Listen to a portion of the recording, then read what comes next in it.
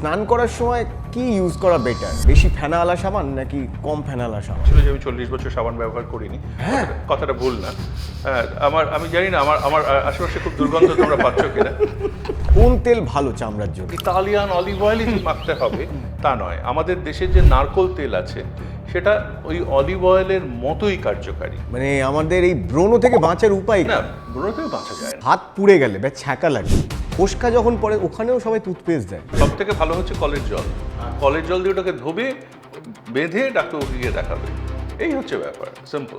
এই কত রকমের এরকম মুখে দাগ হতে পারে? সেটা হচ্ছে, দেখো, অনেক দাগি আসামি আমাদের কাছে আসেন, তাদের মুখে দাগ হয়ে গেলেও তারা কিন্তু খুব চিন্তায় পড়ে যান। এদিকে তাদের জীবনে কত রকম দাগ আছে সেটা নিয়ে তারা চিন্তা করেন না। এত খুব চিন্তায় আমার সব চুল পড়ে গেল। স্ট্রেস একটা, অথবা বাড়িতে একটা খুব জটিল কিছু সমস্যা তৈরি হয়েছে, তার থেকে কিন্তু চুল পড়াটা হতে পারে, ইনডিউসড হতে পারে। যে বাবা আমার তো সবই ঠিক আছে, আমার না কেমন মনে হচ্ছে চামড়ার তলা দিয়ে না পিঁপড়ে হাঁটছে, ভীষণ। আমার কেমন জানি মনে হচ্ছে একটা পোকা আমার সারা গা দিয়ে হেঁটে বা বেড়ায়। সারা গায়ে পোকা হচ্ছে। হ্যাঁ, ধরো স্বামী স্ত্রী বৃদ্ধ একসাথে থাকেন, বৃদ্ধ বিশ্বাস করেন যে তার চামড়ার তলায় পোকা ঘুরে বেড়াচ্ছে, আদৌ পোকা নেই। তিনি বৃদ্ধাকে দেখাচ্ছেন এই দেখো, এবং তিনিও দেখছেন হ্যাঁ সত্যি তাই হচ্ছে। স্বামী স্ত্রী দুজনেই, তারপর তার আত্মীয় সবাই বিশ্বাস করতে শুরু করেন জোর গায়ে পোকা আছে। এটা তো মিথ ছিল প্রচুর, আগের জন্মে পাপ করেছো বলে তোমার কুষ্ঠ হবে, তোমার কুষ্ঠ হোক, এই সব যে ছিল। এই কুষ্ঠরোগ কেন হয় এবং এর চিকিৎসা কি? কৃষ্ণের ছেলে শাম্বর কুষ্ঠ হয় বলে একটা বলা হয়, এবং সেটা একদম যুগ যুগান্ত ধরে সেই ভুলটা চলে আসছে। তাই জন্যই ভারতীয় সভ্যতায় কুষ্ঠকে একটা অভিশাপ হিসেবে ধরা হয়। ব্রণ ফাটাতে অনেকের ভাল লাগে, আবার অনেকে দেখি ব্রণটা ফাটিয়ে ওটাকে খোটে। ব্রণটা যদি ফাটাই তাহলে হয় কি, আমাদের যে আঙুল, নখ, এর মধ্যে ব্যাকটেরিয়া থাকে, সেইটা চমৎকারভাবে ওখানে একটা বসে গেল, বসে ওইখানটা একটা সেকেন্ডারি ইনফেকশন তৈরি হলো, তার থেকে ওখানে একটা দাগ হয়ে গেল। ছেলেদের টাক কেন বেশি পড়ে?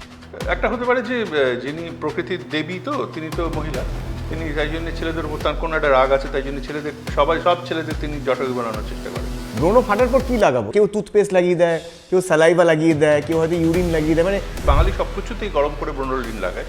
কে এই ব্রোনোলিন গরম করে করতে বলেছিলেন, তাকে নোবেল প্রাইজ কেন দেওয়া হচ্ছে না? টুথপেস্টের ফ্লোরাইড লাগিয়ে কিন্তু হবে না। টুথপেস্টের মধ্যে না ডিটারজেন্ট থাকে, ঠিক আছে, ফ্লোরাইড যেরকম থাকে। তো একদম কখনোই মাথার মধ্যে আনবেন না যে টুথপেস্ট স্কিন পেস্ট এক। ভীষণ ইম্পর্টেন্ট। আচ্ছা, এরকম কি আছে কোনো নিউরোলজিক্যাল কোনো ডিজিজ, তার জন্য তার সারা গায়ে চুল কাটছে? হ্যাঁ, নিউরোলজিক্যাল ডিজিজ অবশ্যই আছে। ডার্মাটোলজিস্টের কাছে গেলে রুগীদের একটা বড় প্রশ্ন থাকে যে ডাক্তারবাবু এই রোগটা ছোঁয়াচে নয় তো? তার থেকেও মজা হচ্ছে, ধরো 10 মিনিট কথা বলার পরে আমাকে যখন জিজ্ঞেস করে ডাক্তার বলুন স্কিন ডিজিজ না তো, মানে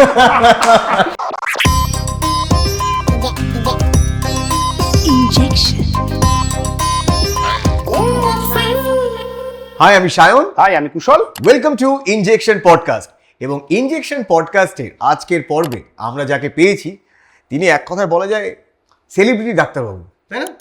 তাক লাগানো ত্বকের চিকিৎসা করার জন্য তার কাছে যেতে পারেন, তিনি ডার্মাটোলজিস্টদের বাপি লাহিড়ী। না, শুধু তাই নয়, একদিকে তিনি যেমন একজন দারুণ ডাক্তারবাবু, যেটা বললাম, এরকম তার সাহিত্য চর্চার নিয়েও কিন্তু অনেক কথা বলার রয়েছে। সব কিছু নিয়ে আমরা বিস্তারিত আলোচনা করব। এবং আমরা অনেক দিন ধরেই চাইছিলাম, এবং ডাক্তারবাবু খুব দুঃখে ছিল যে আরে রাজ সামানি ডাকলো, তোমরা ডাকলে না। তো আমরা বললাম যে ঠিক আছে ডাক্তারবাবু, আমাদের মোটামুটি ফাইনালি ডাক্তারবাবুকে আজকে পাওয়া গেছে। ডাক্তারবাবু ফিচার করেছেন রাজ সামানি পডকাস্টেও, এবং ডাক্তারবাবুকে আজকে আমরা পেয়ে প্রচণ্ড আনন্দিত, এবং আমাদের মন ভালো হয়ে গেছে। এবং মনের সাথে আমাদের স্কিনের কি সম্পর্ক সেটা নিয়েও কথা বলবো। আজকে আমাদের সাথে রয়েছেন ডক্টর কৌশিক লাহিড়ী। ওয়েলকাম ডাক্তারবাবু। নমস্কার। নমস্কার। এই মনের সাথে আমরা আজকে জানবো যে আমাদের ত্বকের কি সম্পর্ক। কারণ আমরা অনেক সময় দেখেছি কোনো মানুষ খুব বিষণ্ণ থাকলে, তার জীবনে হয়তো খুব স্ট্রেস চলছে, বলে না চেহারায় ধরা পড়ছে। একদম। হ্যাঁ, তোমার বাড়িতে অশান্তি, তোমার চেহারায় ধরা পড়ছে। এ তো চেহারা গ্লো করছে, সামনে কিছু আসছে আমার মনে হয়। বাকি নতুন প্রেমে পড়েছো, গ্লো করছে তোমার চেহারা। তো এই মনের সাথে ত্বকের কি সম্পর্ক রাখতো? ভীষণ গভীর সম্পর্ক, এবং সেটা জন্মের আগে থেকে। সেটা একটা মজার ব্যাপার আছে। সেটা হচ্ছে জন্মের আগে আমাদের যখন মাদার্স উম্বের মধ্যে, আমাদের জরায়ুর মধ্যে যখন বাচ্চাটা থাকে, তখন একটা সেল থেকে আস্তে আস্তে আমাদের মানে সেল বিভাজিত হতে হতে হতে হতে মানুষটা তৈরি হয়। তখন প্লুরিপোটেন্ট স্টেম সেল, এই যে প্লুরিপোটেন্ট স্টেম সেল, আমাদের ডাক্তারদের না খুব বদভ্যাস আছে, বিরাট বিরাট সব ল্যাটিন শব্দ ব্যবহার এই করে। আমারও ভয় লেগে যায় এই সবকটা শব্দের মানে আমরাও জানি না, মানে বইয়ে লেখা ছিল আর কি। এবার সেই প্লুরিপোটেন্ট স্টেম সেলটা মানে হচ্ছে ওই আমাদের প্রাচীন ধর্মশাস্ত্রে যেমন ছিল একোহম বহুশ্যাম, মানে একটা থেকে বহু হওয়া, এবং সেই একটা সেল থেকে যখন হয় তার মধ্যেই তো সব সেল ছিল। মজার ব্যাপার হচ্ছে একটা সেল, সেটা থেকে আমাদের এই নিউরো একটোডার্ম বলে, নিউরো একটোডার্ম থেকে নার্ভ সেলও তৈরি হয়, আবার ত্বকও তৈরি হয়। জন্মের আগে থেকেই সম্পর্কটা জড়িয়ে আছে। তাই জন্য মানে আমরা যখন বলি না যে তোর মন খারাপ হলে ত্বকের ওপর তার ছাপ পড়ছে, অথবা ত্বক খারাপ হলে মনের ওপর তার ছাপ হচ্ছে, দুটোই সত্যি। আর এটার জন্যই বোধহয় তুমি যত হাসপাতাল দেখেছো, মনে করে দেখো সরকারি হাসপাতালগুলো, সেখানে যারা বানাতেন তারা এই প্লুরিপোটেন্ট সেল বা নিউরো একটোডার্ম কথাগুলো জানতেন বলে মনে হয় না। তবে সাইকিয়াট্রি ডিপার্টমেন্ট আর ডার্মাটোলজি ডিপার্টমেন্ট সবসময় পাশাপাশি, লক্ষ্য করে দেখো। সবসময় কিছু সাইকিয়াট্রি পেশেন্ট ডার্মাটোলজি ঢুকে পড়ে, কিছু ডার্মাটোলজি পেশেন্ট সাইকিয়াট্রিতে ঢুকে পড়ে। হ্যাঁ, এইটা হয় খুব মুশকিল, এবং সেটা নিয়ে অনেক মজার মজার গল্প আছে। তা আছেই কিন্তু, এবং তুমি যেটা বললে কথাটা হয়তো মজা করেই বললে, কিন্তু তার মধ্যে একটা বিজ্ঞান আছে। তো আজকে আমাদের আলোচনার মধ্যে না সাইকোডার্মাটোলজিটা বিশালভাবে থাকবে। এই সাইকোডার্মাটোলজিটা কি জিনিস সেটা আমরা আস্তে আস্তে বলবো, কিন্তু ব্রণ ফোঁড়া এসব নিয়ে আলোচনা না করে যদি সাইকোডার্মাটোলজি নিয়ে আলোচনা করছেন, বন্ধ করুন, চিন্তা করবেন না। ব্রণ ফোঁড়াতে আসছি আমরা। ফোঁড়া ব্রণ এইসবওয়ালা পেশেন্ট মানে কিরকম পান? দেখো, পৃথিবীতে 95% মানুষের কখনো না কখনো ব্রণ হয়েছে। ব্রণ জিনিসটা একনি ভালগারিস, এবং এই কথাটার মধ্যে কোনো ভালগারিটি নেই। ভালগারিস, ওই আবার বললাম ডাক্তারদের অভ্যেস, ভালগারিস আমি যতদূর জানি এটা একটা ল্যাটিন কথা, এবং ভালগারিস কথাটার মানে হচ্ছে কমন, সাধারণ, একনি ভালগারিস। এবং তুমি ভাবো, সাধারণ কথাটাকে ভালগার বলতো রোমানরা, কি সাংঘাতিক জিনিস ছিল, মানে সাধারণ মানুষ মানে ভালগার। এবার সেই যে একটি ভালগারিস, যদি 95% জিনিস কোনো কারো থাকে একটা জনগোষ্ঠীর মধ্যে, 18 থেকে 25, ওই 18 বছরে পৌঁছলে বাঙালি যেমন কবিতা লেখেই এবং বামপন্থী হয়ে যায়, ঠিক সেইভাবেই ব্রণও হয়। তাই জন্যে ব্রণ না হওয়াটা খুব অস্বাভাবিক। তাই জন্য সেই যে জিনিসটা এতটাই স্বাভাবিক, আমার মনে পড়ে না আমাদের সময় কোনো বাবা মা তার সন্তানকে নিয়ে, তখন অনেক সন্তান হয়তো বেশি হতো, এখনকার মতো একটি সন্তান হতো না, ব্রণ হয়েছে বলে ডাক্তারের চেম্বারে অনেক টাকা ভিজিট দিয়ে 6 ঘন্টা অপেক্ষা করে দেখানো, মনে পড়ে না। এখন আসেন, তো মাই ফাটিয়ে দেবে, এক থাপ্পড় দিয়ে দেবে, ব্রণ সবার হয় ঠিক হয়ে যাবে। এবার এখন ব্যাপারটা সম্পূর্ণ উল্টে গেছে। তার জন্য একনি ভালগারিসকে অসুখ বলবো কি না বলবো, সেটা নিয়ে আমাদের মধ্যে একটা ব্যাপার আছে। এবার এটা তো গেল একটা, ধরো টেকনিক্যাল শুধু না, সমাজতাত্ত্বিক দিক, মনস্তাত্ত্বিক দিক। উল্টো দিক থেকে যদি ধরো একটা 13-14 বছরের ছেলে বা মেয়ে, তখন তার মনটা তৈরি হচ্ছে, সে প্রথম আত্মসচেতনতার যে সময়, সে সারাক্ষণ নিজের সইটা করছে, সে আয়নায় মুখ দেখছে বারবার করে, চুলটা আঁচড়াচ্ছে, ভাবছে এবার পুজোয় কোন ড্রেসটা পরবে, এখন আবার নানা রকমের চশমার ফ্রেম হচ্ছে, কীরকম ক্লিপ লাগাবে, এই যে নিজের ইমেজটা, বডি ইমেজটা তৈরি হচ্ছে, ঠিক সেই সময় ব্রণটা হয়। দেখো, পৃথিবীতে 814 কোটি লোক, আমি যেটা সবসময় বলি, ডাক্তার এই জিনিসটা হয়েছে, সেটা এতই সামান্য একটা জিনিস। আমি তখন বলি, তোমার কি ধারণা কেউ হ্যান্ড লেন্স নিয়ে তোমার চামড়ার 2 ইঞ্চির মধ্যে গিয়ে তোমাকে দেখে বলবে, তোর এখানে এটা কি হয়েছে? কারণ সময় নেই, পৃথিবীটা ভীষণ ব্যস্ত, সবাই নিজের কাজে চলে যাচ্ছে, কারণ তোমার গালে একটা ব্রণ হয়েছে কি না হয়েছে সেটার সময় নেই। এটা তো আমি সেটাকে ট্রিভিয়ালাইজ করলাম, তাকে বোঝালাম যে আসল পার্সপেক্টিভটা কি। এর উল্টো দিকটা হচ্ছে, ধরো কারো সারা মুখে ব্রণ, যেটা প্যাপুলোপাস্চুলার একনি সাংঘাতিকভাবে ভরে গেছে, এবং ভয়ঙ্কর কিছু আমরা মানুষকে দেখতেও পাই, অল্প বয়সী ছেলে মেয়ে পিছে হয়ে গেছে।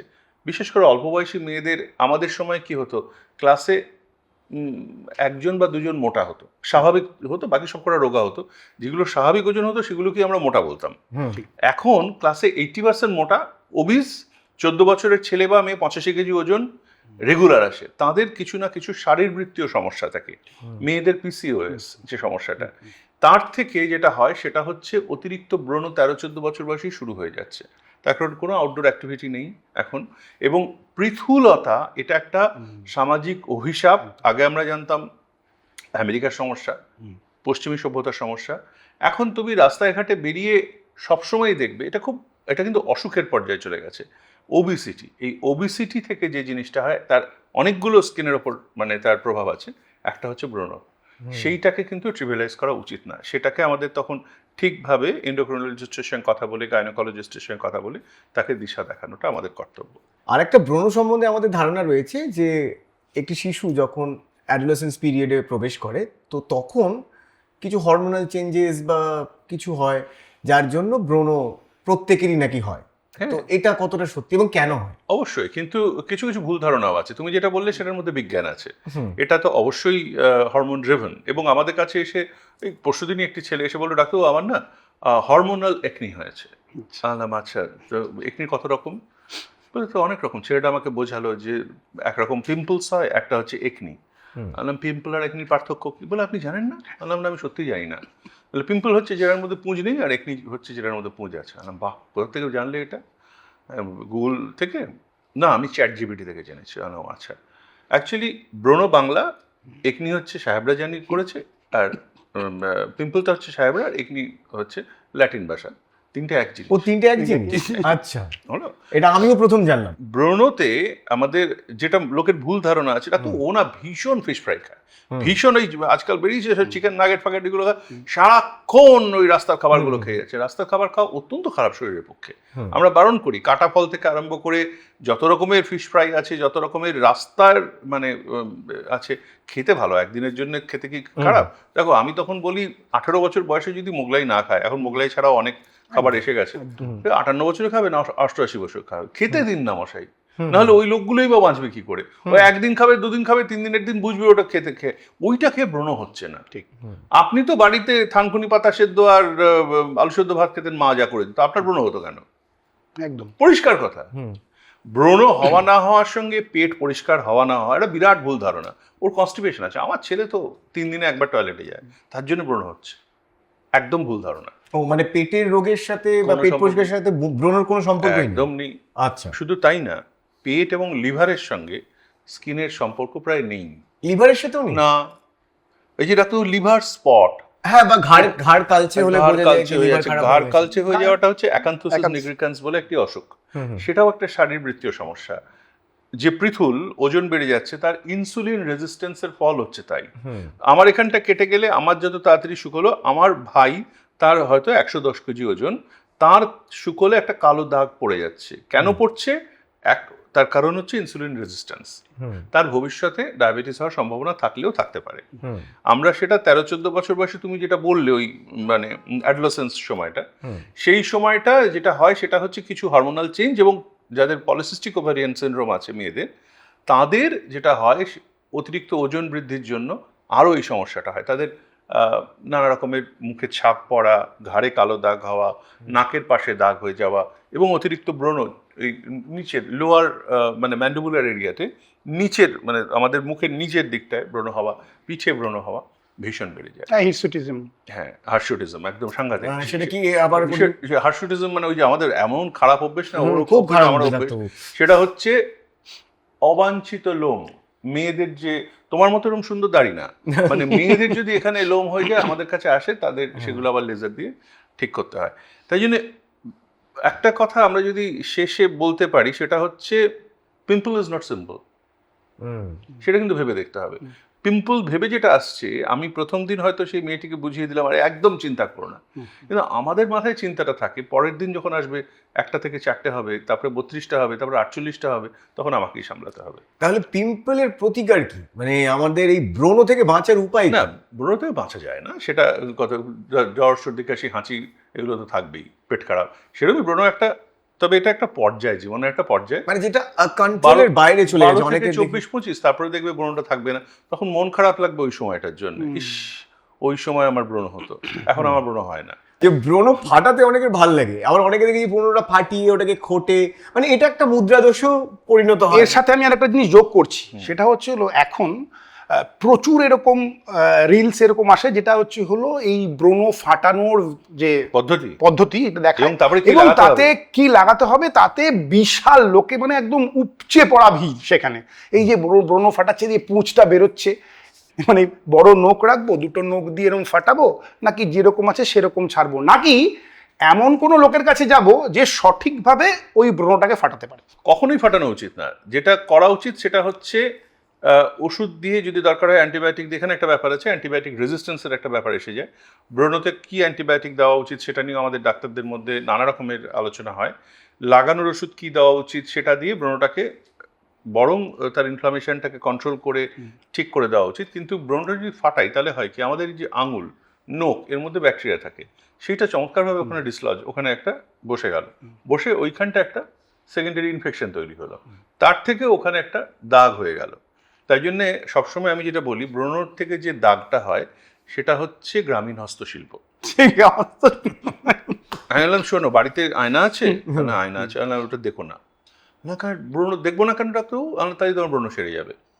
তুমি সারাক্ষণ আয়নায় দিয়ে যদি এই করতে থাকো, তাহলে তুমি আবার পরের সপ্তাহে আমার কাছে আসবে, আমার কোনো আপত্তি নেই।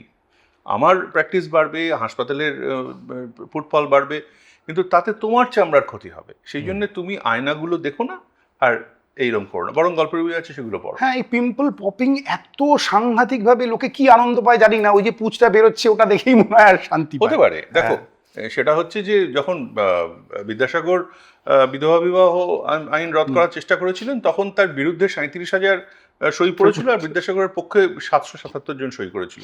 তাই জন্য কে কি বললো ইন্টারনেটে, কে কি বললো ইউটিউবে, তাতে সত্যি পৃথিবীর কিছু এসে যায় না। যেটা সত্যি সেটা থাকবেই। ব্রণ ফাটার পর কি লাগাবো এটা নিয়ে অনেক মিথ রয়েছে। কেউ টুথপেস্ট লাগিয়ে দেয়, কেউ স্যালাইভা লাগিয়ে দেয়, কেউ হয়তো ইউরিন লাগিয়ে দেয়, মানে অনেক কিছু লাগায়, অনেক কিছু লাগায়। কি লাগাবো ডাক্তার? বোরোলিন লাগায়, গরম করে বোরোলিন লাগায়। আমি হাসছি না, বোরোলিন একটা ব্র্যান্ড, অত্যন্ত শ্রদ্ধার ব্র্যান্ড, আমাদের বঙ্গজীবনের অঙ্গ। হ্যাঁ, আমাদের কালচারাল ব্র্যান্ড। আমি সেটা নিয়ে কিচ্ছু বলছি না, আমি ওটার একটা রেফারেন্স দিলাম যে বাঙালি সবকিছুতেই গরম করে বোরোলিন লাগায়। কে এই বোরোলিন গরম করে করতে বলেছিলেন, তাকে নোবেল প্রাইজ কেন দেওয়া হচ্ছে না, অন্তত কিছু শ্রী বা ভূষণ কেন দেওয়া হচ্ছে না, সেটা নিয়ে আমাদের চিন্তা ভাবনা করা যেতে পারে। কিন্তু একটা জিনিস হচ্ছে কি জানো তো, যে যদি ফেটে যায়, মানে ইয়ার কি নামের যদি বলি, ওই টুথপেস্টের ফ্লোরাইড লাগিয়ে কিন্তু হবে না। টুথপেস্টের পিএইচ, তার যে ফ্লোরাইড, সেটা একদম দাঁতের জন্য তৈরি। দাঁতের সঙ্গে চামড়ার একটু পার্থক্য আছে। এবার সেইটা উচিত নয় চামড়াকে উত্তপ্ত করা, বরং তার থেকেও একটা পোস্ট ইনফ্লামেটরি হাইপারপিগমেন্টেশন হতেই পারে। তবে অনেকেরই রাত্রিরে লাগিয়ে রাখে, ফ্লোরাইডের মধ্যে অবশ্যই জীবাণুনাশক গুণ আছে, সেটা তখন শুষে গেল, কিন্তু তারপরের যে ক্ষতিগুলো হয় সেটা পিএইচ ব্যালেন্সের পার্থক্যের জন্য, ডিসপ্যারিটির জন্য লাগাতে পারে। যেগুলো আমাদের বাড়িতে অনেক সময় কিছু না কিছু মিউপারেসিন থাকতে পারে, ফুসিটিন ক্রিম থাকতে পারে, ফুসিটিক অ্যাসিডের ক্রিম থাকতে পারে। স্যালাইভা লাগিয়ে দেয় না, সেটা মুখের স্যালাইভাতেও কিছু বন্ধু ব্যাকটেরিয়া থাকে, কিছু ব্যাকটেরিওস্ট্যাটিক প্রপার্টি থাকে, খারাপ বলছি না সবসময়, কিন্তু যদি কারো মুখের গহ্বরের মধ্যে কোনো জীবাণু সংক্রমণ হয়ে থাকে, তাহলে সেটাও কিন্তু ছড়াবে। তাই জন্য ওই জিনিসগুলো করা উচিত না, বরং মুখটা ঠান্ডা জল দিয়ে বারবার করে ধোয়া, আইস কম্প্রেস করতে পারেন, পরের দিন কোনো সরকারি হাসপাতালে গিয়ে ডাক্তারের সঙ্গে কথা বলে নেওয়া, এটাই। নিজে পুঁজটা বার করা উচিত না। টুথপেস্ট যেটা বললেন ডাক্তারবাবু, আমি একটু যোগ করছি। টুথপেস্টের মধ্যে না ডিটারজেন্ট থাকে, ঠিক আছে, ফ্লোরাইড যেরকম থাকে, তাছাড়া কিছু অ্যাব্রেসিভ পার্টিকেলস থাকে। তো আপনি যদি টুথপেস্টটাকে যদি আপনি এই ক্রিম হিসেবে ইউজ করেন, তাহলে মুশকিল আছে। তো একদম কখনোই মাথার মধ্যে আনবেন না যে টুথপেস্ট স্কিন পেস্ট এক নয়। ভীষণ ইম্পর্টেন্ট। আচ্ছা, অনেক ক্ষেত্রে দেখেছি হাত পুড়ে গেলে বা ছ্যাঁকা লাগলে, ফোসকা যখন পড়ে, ওখানেও সবাই টুথপেস্ট দেয়, মানে ওই একই কথা। ও যে এক্ষুনি বলে দিল, একদম দাঁতের ডাক্তারই এটা আমাদের বুঝিয়ে দিলেন যে এটা কখনোই করা উচিত না। আচ্ছা, মানে টুথপেস্ট না, পুড়ে গেল, ছ্যাঁকা লাগলো, সব থেকে ভালো হচ্ছে কলের জল। কলের জল দিয়ে ওটাকে ধোবে, বেঁধে ডাক্তারকে গিয়ে দেখাবে, এই হচ্ছে ব্যাপার, সিম্পল। দাগ নিয়ে অনেকে খুব চিন্তিত থাকে, আমার ডাক্তারবাবু আমার এখানে একটা দাগ হয়েছে কালো, কি করব বলুন। তাই কত রকমের এরকম মুখে দাগ হতে পারে। দাগ আচ্ছা হে বলে একটা স্লোগান আছে না, দাগ আচ্ছা কেউ মানতে চায় না আমাদের। সেটা হচ্ছে, দেখো, অনেক দাগী আসামি আমাদের কাছে আসেন, তাদের মুখে দাগ হয়ে গেলেও তারা কিন্তু খুব চিন্তায় পড়ে যান। এদিকে তাদের জীবনে কত রকম দাগ আছে সেটা নিয়ে তারা চিন্তা করেন না। তা দাগ অনেক কারণে হতে পারে।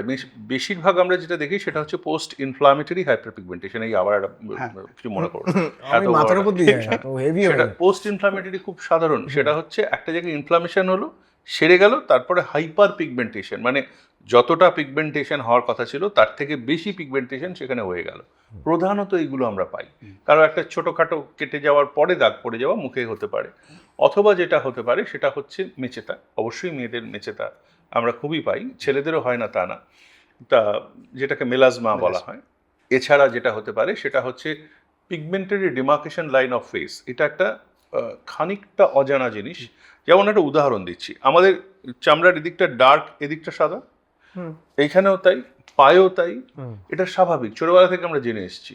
তুমি তোমার হাতটা এক্ষুনি দেখো, এইখানটা ডার্ক, এইখানটা উল্টাও, ঠিক হলো তো? এটা একটা নর্মাল ডিমার্কেশন। কারো কারো ক্ষেত্রে মুখেও এই ডিমার্কেশনটা থাকে, যারা দেখছেন তারাও গুগল করে দেখতে পারেন। পিগমেন্টারি ডিমার্কেশন লাইন সারা শরীরে 6-7টা থাকে। ফেসেও যে ছিল সেটা আমাদের জানা ছিল না। এই বছর 20 আগে, ওই 96-97 সালে আমরা প্রথম ওটা মানে ডকুমেন্ট করি। সেটা অনেক সময় মেচেতার মতোই লাগে। তখন বোঝাতে হয় যে এটা কিন্তু আপনার একটা স্বাভাবিক শারীরবৃত্তীয় লাইন। মুখের ওপর আছে, সেটা দুঃখের কিছু করার নেই, কিন্তু একদিকটা কালো, একদিকটা মানে normal colour, sharp demarcation line থাকে। সেটা আবার চোখের তলায় চলে যায়। এই যে বলে না আমার কি আন্ডার আই ডার্ক সার্কেল, এটা মানে এই যে টার্মগুলো আমাদের ইয়েতে নেই। পেরিঅরবাইটাল মেলানোসিস আমরা বলি। অনেকের হয় কি এরকম দাগটা গিয়ে তলা দিয়ে চলে যাচ্ছে, গুগল করলেই পেয়ে যাবে একদম পেরিঅরবাইটাল মেলানোসিস, সেটা ওই পিগমেন্টারি ডিমার্কেশন লাইনটাই চলে যাচ্ছে, সেটাও একটা দাগ মুখে। এছাড়া যেগুলো আসে সেটা হচ্ছে ধরো কারো তিল আঁচিল কিছু, ডার্মাটোসিস প্যাপুলোসা নায়গ্রা। তোমার দিকে তাকাচ্ছি না আমি, অডিয়েন্সও তাকিয়েছে আপনার দিকে। কি বলছেন ডাক্তারবাবু? ডার্মাটোসিস প্যাপুলোসা নায়গ্রা কিছুই না। অনেকের হয় কি ওই মুখে কালো জিরের মতো দেখবে ছিট হয়ে যায়, সেটা। এইটা কাদের বেশি হয়? যারা একটু পৃথুল, যাদের বাড়িতে ডায়াবেটিসের হিস্ট্রি আছে, ওই আবার ইনসুলিন রেজিস্ট্যান্সের দিকে চলে গেলাম। স্কিন ট্যাগস কিছু থাকতে পারে উঁচু উঁচু, সেইগুলো আমাদের কাছে নখ কাটার মতো, খুবই সহজ ঠিক করে দেওয়া। তো আমরা দাগ সম্বন্ধে শুনলাম, কিন্তু মুখে যে ক্ষত হয়, মানে নিজে তৈরি করা ক্ষত, খুঁটে খুঁটে খুঁটে খুঁটে ক্ষত করেছে, অথবা ধরুন এরকম একটা কোনো কিছু হয়েছিল ফোঁড়া, সেটা চলে গেছে কিন্তু একটা ডিপ্রেস পার্ট থেকে গেছে, এটা হচ্ছে স্কার। যেটা স্কার বলতে সাধারণ ছেলেমেয়েরা যেটা আমাদের কাছে দেখো একটা স্কার হয়ে গেছে, সেটা কিন্তু একটা পিগমেন্টেশনকে বোঝায় বেশিরভাগ ছেলে বা মেয়ে। মানে একটা দাগ পড়ে গেছে, সেটাই তাদের কাছে স্কার। আসলে তাদের মনের মধ্যে স্কার তৈরি হয়ে গেছে, ওই আবার সাইকোডার্মাটোলজি। কিন্তু স্কার ও যেটা বললো সেটা হচ্ছে একটা খুঁটেছে, বা কারো একটা চিকেন পক্স হয়েছিল, বা সারা মুখ ভর্তি ব্রণ হয়েছিল, তারপর যে পুরো ওই জায়গাটা চাঁদের পিঠের মতো অথবা আফগানিস্তানের মালভূমি ওরকম হয়ে গেছে, সেইটা হচ্ছে স্কার, মুখ ভর্তি ফেশিয়াল একনি স্কার। সেটাকে ঠিক করতে হলে কিন্তু কোনো ওষুধ না, সেখানে আমাদের ফ্র্যাকশনাল CO2 লেজার বলে একটা জিনিস আছে, সেইটা দিয়ে কিন্তু এখন অন্তত 40-60% উপকার পাওয়া যায়। খুবই সহজ। আমাদের ঝাঁঝরি দিয়ে জল দেওয়ার মতো, আমরা ঝাঁঝরি দিয়ে তীব্র আলো চামড়ার অনেক গভীরে, তুমি তো এপিডার্মিস, ডার্মিস, এই লেয়ারগুলো আমরা সবাই জানি, তার তলায় কোলাজেন টিস্যু থাকে, আমাদের যে স্থিতিস্থাপক তন্তুগুলো থাকে, যেটা ধরে রাখে পুরো ওপরের স্ট্রাকচারটাকে, ভিতটা, সেই ভিতটা গোলমাল হয়ে যায়। সেখানে গোলমাল হয়ে গিয়েই ওই পোকমার্কগুলো তৈরি হয়, এবং তলা থেকে সেই ধনুকের ছিলা টেনে রাখার মতো কিছু ফাইব্রাস ব্যান্ড চামড়াটাকে টেনে রাখে ভেতর থেকে। আমাদের কাজ হয় গিয়ে ওই যে স্থিতিস্থাপক তন্তুর যে লেয়ারটা, সেই জায়গাটাকে আমাদের আবার ঠিক করে দেওয়া, এবং সেটা ওই ওপর থেকে ওই তীব্র যে আলো লেজার, সেটা দিয়েই করা হয়। এটা একটা বিজ্ঞানের বিরাট আশীর্বাদ লেজার। তাই জন্যে আমাদের ডার্মাটোলজিতে চোখের মতোই, দাঁতের মতোই বিরাট একটা জায়গায় চলে এসেছে, যেটা আমরা 30 বছর আগে ভাবতেও পারতাম না। আচ্ছা, সাইকোডার্মা নিয়ে আমরা অনেক কথা বললাম, মনের সাথে ত্বকের কি সম্পর্ক, এবার একটু কালিনারি ডার্মা নিয়ে কথা বলবো। মানে আমরা ভালো খাবার খেলে আমাদের চেহারায় কিভাবে ঠিক ঠিক ঠিক ফুটে বেরোয়। কিন্তু তার আগে আমরা একটু ডাক্তারবাবুর জন্য যে সমস্ত ব্যাপারগুলো এনেছি সেটাই ডাক্তারবাবুকে দেবো। অর্থাৎ আমাদের গিফট পার্টনার শালিমারের তরফ থেকে রয়েছে গিফট হ্যাম্পার।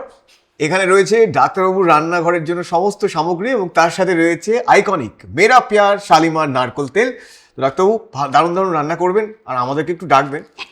হ্যাঁ, একদম। এই ব্যাপারটা তো আমার নয়, এই মানে এই ডিপার্টমেন্টটা, যার ডিপার্টমেন্ট তাকে আমি বলে দেবো। একদম একদম, ধন্যবাদ। একদম। তো থ্যাংক ইউ আমাদের গিফট পার্টনার শালিমারকে। ডাক্তারবাবু খেতে খাওয়া দাওয়া করতে তো আপনি ভালোবাসেন অবশ্যই, এবং চেহারা দেখেই বুঝতে পারছি। হ্যাঁ, এবং গুড ফুড মানে গুড মুড আমরা জানি। অবশ্যই। আচ্ছা, একটা কথা খুব প্রচলিত রয়েছে, যা তুমি খেতে পারো না তা ত্বকে লাগিও না। দেখো, ওই straight way to go to the heart is through the stomach বলা হতো, তো স্টমাক বলা হতো, স্কিন কিন্তু বলা হয়নি। তাই জন্য যা খেতে ভালো সেগুলো স্কিনে লাগানোর কথা আমাদের কোনো বৈদিক ঋষিরা বলে যাননি। ওগুলো একেবারেই ইনফ্লুয়েন্সারদের গুলগাপ্পা। আর দেখো, সত্যি কথা বলতে কি জানো তো, মাথায় ওই টক দই থেকে পচা ডিম বা শশা, আপেল, দুধের স্বর, আনারস, তরমুজ, কাঁচা হলুদ, দুধের স্বর, কাঁচা হলুদ, পাকা হলুদ, পেঁয়াজের পচা রস। হলুদ, পেঁয়াজের রস, থানকুনি পাতা, মুলতানি মাটি, এইগুলো দিয়ে সত্যি যে কি হয় সেগুলো আমরা যে বইগুলো পড়ে এসেছি, আমাদের জ্ঞানের অভাব থাকতে পারে, আমাদের পড়াশোনায় খামতি থাকতে পারে, কিন্তু সেগুলোতে নেই। এখন আমি যে পাঠগুলো পড়ে বড় হয়েছি তার মধ্যে যদি না থাকে, তাহলে আমি কি করে বলতে পারি বলো যে ওগুলোর মধ্যে কিছু আছে? তাই জন্য যারা ওগুলো ফলো করছেন তারা যদি করে উপকার পেয়ে থাকেন, ভালো। একটা অর্গানিক এবং ইনঅর্গানিকের এবং ডিফারেন্স সবাই বলে। যদি উপকার না পান তারা তো আমাদের চেম্বারে আসতেই পারেন। আমার একটা ব্যক্তিগত উপকার অপকারের ব্যাপারটা বলি, সেটা হচ্ছে বিয়ে করতে গেছি। বিয়ে লোকে একবারই করতে যায়, অনেক আমি মানলাম না। করতে গিয়ে যেটা হয় সেটা হচ্ছে, প্রথমে ফেসিয়াল করতে গিয়ে আমি মুখ পোড়াই, সাংঘাতিক রিয়াকশন হয়, আগে কোনোদিন ফেসিয়াল করাইনি, পরেও করিনি। আর 2 নম্বর হচ্ছে আমাকে গায়ে হলুদ, দেখো গায়ে হলুদের সময় তো হলুদ মাখাবে, গায়ে হলুদের পরে সাংঘাতিক মুখটুক গেল ফুলে। এই যে হলুদে যে আমার অ্যালার্জি, দেখো তখনই একটা ইন্ডিকেশন ছিল যে বিয়েটা করিস না। আমি শুনে নিয়ে গিয়ে গেছি। এবার হলুদে অ্যালার্জি, তার আগে জানতাম ওই প্রত্যেকবার কি পুজোর পরে যে হলুদ সুতোটা লাগানো হয় না, তখনই আমার ছোটবেলা থেকে চুলকাতো ওই জায়গাটা। আমি জানতাম না যে টার্মারিকে আমার অ্যালার্জি আছে। বা সরস্বতী পুজোর সময় আমরা গায়ে এক্স্যাক্টলি, কিন্তু ওই 2-1 দিন পর ছেড়ে ফেলতাম। হ্যাঁ, কিন্তু কলেজে ওঠার পর হয়তো পড়িও নি। কিন্তু মুখে যখন লাগানো হলো, গায়ে যখন লাগানো হলো, ওইরকম ভাবে তো হলুদ মাকে অভিজ্ঞতা কারোই থাকে না গায়ে হলুদের আগে। তখন যে অ্যালার্জিটা হলো, তখন বুঝতে পারলাম, আমার বাবাও ডার্মাটোলজিস্ট ছিলেন, যে আমার হলুদে অ্যালার্জি আছে। এবার অনেকে না জেনে হলুদ মাখছেন, কেউ টক দই মাখছেন, কারো এগুলোতে অনেকগুলো অ্যাস্ট্রিনজেন্ট প্রপার্টি থাকতে পারে। কেউ ধরো সত্যি কথা বলতে কি, আমাদের যে নিমে একটা মাইল্ড অ্যান্টিসেপটিক প্রপার্টি আছে, কিন্তু নিমের জলটা ফুটিয়ে যদি কেউ 1 মাস রেখে তাতে ডেঙ্গুর জীবাণু চাষ করে তারপরে মুখে লাগান, মোটেই ভালো না। এবার এই জিনিসগুলো আমরা সচেতন করার চেষ্টা করি। অনেকে আছেন হিংস্রভাবে বিশ্বাস করেন ওটা লাগিয়েই তিনি ভালো আছেন, থাকুন। যে রাজনৈতিক দলকে ভালোবাসেন, যে ফুটবল ক্লাবকে ভালোবাসেন, যে রঙকে ভালোবাসেন, যে ফুলকে ভালোবাসেন, মাখুন, কোনো আপত্তি নেই আমার। কিন্তু তাই বলে বিজ্ঞানটাকে একেবারে উড়িয়ে দেওয়াটা বোধহয় উচিত হবে না। মানে যে জিনিসটা আমরা পড়ে বড় হয়েছি সেটার মধ্যেও কিন্তু একটা বিজ্ঞানের ব্যাপার আছে। মানে জবা ফুল যদি বেটে বা পেঁয়াজ বেটে বা পেঁয়াজের রস আমি মাথায় লাগাই, তাহলে আপনার মতন চুলের গ্রোথ হবে? না, হবে না। আমি কোনোদিন লাগাইনি। তাহলে এটা আপনার নর্মাল? না, এটা নর্মাল নয়। এটা আমি সবার সামনে বলে দিতে চাই, আমার মাথায় টাক ছিল। মানে একেন বাবু বা জটায়ুর মতো না হলেও আমার মাথায় টাক ছিল, এবং এই পুরোটাই কিন্তু হেয়ার ট্রান্সপ্লান্ট করা। আমার 2017-18 সালে এখান থেকে আমাদের পার্মানেন্ট হেয়ার লাইন, আমাদের দাঁতের যেরকম টেম্পোরারি টুথ এবং পার্মানেন্ট টুথ হয়, আমাদের ছেলেদেরও পার্মানেন্ট হেয়ার লাইন হচ্ছে, তুমি একেন বাবু অথবা জটায়ুর মুখটা মনে করে দেখো, এইখানটায় যে চুলটা সেটা হচ্ছে পার্মানেন্ট হেয়ার লাইন। সেই চুলটা সামনে বসিয়ে দেওয়া হয়। এর মধ্যে কোনো জাদু কিচ্ছু নেই, এর মধ্যে জাস্ট ওটা বসিয়ে দেওয়া হয়। ওয়ান্ডারফুলি ডান। আমি যদি এতক্ষণ না বলতাম জানতে না। আমি বহু জেনারেলি বোঝা যায়। হ্যাঁ, আমি বহু সোশ্যাল মিডিয়া পডকাস্টে অনেক জায়গায় বলি যে এইটা হচ্ছে বিজ্ঞান, এবং আমার এর মধ্যে কোনো লজ্জার ব্যাপার নেই। আমার মাথায় টাক ছিল এবং আমি বসিয়ে নিয়েছি, এবং তাই জন্য আমাকে এখন দেখে বোঝার উপায় নেই। একটাই সমস্যা হয়েছে, আগে 3 মাসে একবার চুল কাটতাম, এখন মাসে 2 বার চুল কাটতে হয়। এই খরচাটা বেঁচে গেছে। এছাড়া তারপরে তখন কালো চুল ছিল, তারপরে বুড়ো হয়েছি, আস্তে আস্তে চুলগুলো সাদা হয়ে গেছে। এইটা ছাড়া আর কোনো কিছু। আর আমি অনেকে জিজ্ঞাসা করে যে ডাক্তারবাবু এটা কি সেফ? আমি বলি যে বেঁচে তো আছি। আপনাদের সামনে যিনি বসে আছেন তিনি তো ভবিষ্যতের ভূত নন। এবং এটা যে কতটা মানে সেফ, অত্যন্ত সেফ। তবে এটা একটা জিনিস আমি আবার বলে দিচ্ছি, এটা করা উচিত যিনি একজন ট্রেইনড প্লাস্টিক সার্জন, একজন trained hair transplant surgeon, trained dermatologist তার কাছে। এখন বহু লোক যারা ডাক্তারই না, মানে একেবারে তারা হয়তো ইতিহাসের অধ্যাপক হতে পারেন, তারা জুতো সেলাই করতে হতে পারেন, তারা হাসপাতালের ওয়ার্ড বয় হতে পারেন, তারা বসে যাচ্ছেন হেয়ার ট্রান্সপ্লান্ট ক্লিনিক করে, ও জানে, এবং তাদের কোনো কোয়ালিফিকেশন নেই। কিছুদিন আগে বিহারের দুর্ভাগ্যবশত একটি ছেলে, 24 বছরের একটা পুলিশ কনস্টেবল, তার বিয়ে ছিল সামনে, তাকে তার 2 বন্ধু, তারা কেউ ডাক্তার না, একজন অ্যানাস্থেটিস্টের আন্ডারে কাজ করতো, একজন ডেন্টিস্টের আন্ডারে কাজ করতো, তারা মিলে মাথায় তার লোকাল অ্যানাস্থেশিয়া দিতে গিয়ে সেই ছেলেটি মারা যায়। তাই জন্য এই জিনিসগুলো আমাদের সচেতন থাকা উচিত, এবং হেয়ার ট্রান্সপ্লান্টেশনটা কিন্তু একদম বৈজ্ঞানিক ব্যাপার। হেয়ার ট্রান্সপ্লান্টেশনের কথা শুধু নয়, যে ডাক্তারির ব্যাপারটা থাকবে, যেখানে চিকিৎসা শাস্ত্র রিলেটেড কোনো কিছু জিনিস থাকবে, অবশ্যই দেখে নেবেন যে যার কাছে যাচ্ছেন অধিগত তার বিদ্যা আছে কিনা, ট্রেনিংটা আছে। ট্রেনিংটা আছে কিনা একদম। তার। চুল পড়া নিয়ে একটা খুব কমন জিনিস প্রচলিত রয়েছে, ডাক্তার খুব চিন্তায় আমার সব চুল পড়ে গেল। খুব ভুল না। এটা বলুন। আমি ছেলে আর মেয়েদের যদি আলাদা করি, মেয়েদের ক্ষেত্রে স্ট্রেস বিরাট ফ্যাক্টর, ছেলেদেরও তাই। স্ট্রেস কিরকম হতে পারে? ধরো তোমার সামনে বিয়ে, কারো আশেপাশে জানি না কারো বিয়ে আছে কি? আছে, বলবো না। আচ্ছা, আমরা বলবো না। এবার বিয়ে হতে পারে, সামনে পরীক্ষা থাকতে পারে, সামনে একটা ইন্টারভিউ থাকতে পারে, স্ট্রেস একটা, অথবা বাড়িতে একটা খুব জটিল কিছু সমস্যা তৈরি হয়েছে, বা খুব কাছাকাছির মধ্যে কোনো আত্মীয় বিয়োগ হয়েছে, এই যে স্ট্রেস পড়ছে, তার থেকে কিন্তু চুল পড়াটা হতে পারে, ইনডিউসড হতে পারে। এবং মেয়েদের যেটা হয় সেটা হচ্ছে ক্রনিক টেলোজেন ইপ্লোবিয়াম, আবার একটা বিরাট লম্বা কথা। এবং এইটার মানে হচ্ছে যে দীর্ঘদিন ধরে কোনো স্ট্রেস যদি থাকতে, সেটা থাইরয়েডের অভাবে হতে পারে, সেটা ভিটামিন ডি এর অভাবে হতে পারে, তার আয়রনের ডেফিসিয়েন্সির জন্য হতে পারে, ফেরিটিন আমরা দেখে নিই, কোনো না কোনো শারীরবৃত্তীয় অভাবের জন্য তার চুল পড়ছে, সেটাও একটা স্ট্রেস। আবার ধরো কারো, আমরা জানতাম ছোটবেলায় কারো টাইফয়েড হয়েছে, মানে 30 দিন সে আসলো না, যখন আসলো তার মাথায় চুলই নেই। শুধু টাইফয়েডে যে চুল উঠে যায় তা না, টাইফয়েড উঠতে পারে, ম্যালেরিয়া উঠতে পারে, টিউবারকুলোসিসে উঠতে পারে, যারা ক্যান্সারে ভুগছেন তাদের উঠতে পারে, এমনকি রেডিওথেরাপি, কেমোথেরাপির পরে উঠতে পারে। কেন ওঠে? তার কারণ হচ্ছে স্ট্রেস। শরীরের ওপর, মনের ওপর যখনই একটা কোনো জিনিস বাটখারার মতো চেপে বসছে, সেটা থেকে মাথার চুল পড়তে পারে। আরেকটা হচ্ছে যে ধরো কেউ 110 কেজি ওজন, সে ঠিক করলো আমি 55 কেজি হয়ে যাব, সে হঠাৎ ওজন কমাতে শুরু করলো, যে ক্র্যাশ ডায়েট আমরা ডাক্তাররা বলি, মাসে 1.5 কেজি 2 কেজি ঠিক আছে, 6 মাসে যদি 10 কেজি করেন বিশাল ব্যাপার, মানে 1 বছরে যদি 20 কেজি করেন পার্টি দেওয়া উচিত। কিন্তু কেউ ধরো ঠিক করলো আমি এই সপ্তাহে 5 কেজি কমাবো, এই মাসের শেষে 20 কেজি কমাবো, করানোর চেষ্টা হচ্ছে, নানা রকম ইঞ্জেকশন এসে গেছে, নানা রকমের, ডাক্তারের কাছে না গিয়েই ওভার দ্য কাউন্টার দিন তো ওই ওষুধটা যেটা খেলে কমে যাবে। এইটা করতে গিয়ে যে বিপদটা হচ্ছে সেটা হচ্ছে হঠাৎ একটা মানুষ 80 কেজির মানুষটা 50 কেজিতে নেমে আসছে। তখন যেটা হয়, তুমি সেই মানে আমাদের টুইন টাওয়ার যখন অ্যাক্সিডেন্ট হয়েছিল, ওই প্লেন ক্র্যাশের সময় লোকে ঝাঁপ দিচ্ছিল ওপর থেকে, চুলগুলোও তখন ভাবে যে আরে এটা, এই টাওয়ারটা তো ধসে যাচ্ছে, আমরা পড়ে যাই। যে শেডিংটা হয় হঠাৎ ভয়ঙ্করভাবে মাথার চুল পড়তে শুরু করে দেয়, ঠিক সেই টাওয়ার থেকে মানুষের ঝাঁপিয়ে পড়ার মতো চুলগুলোও আত্মহত্যা করতে শুরু করে দেয়, সেটাও চুল পড়া।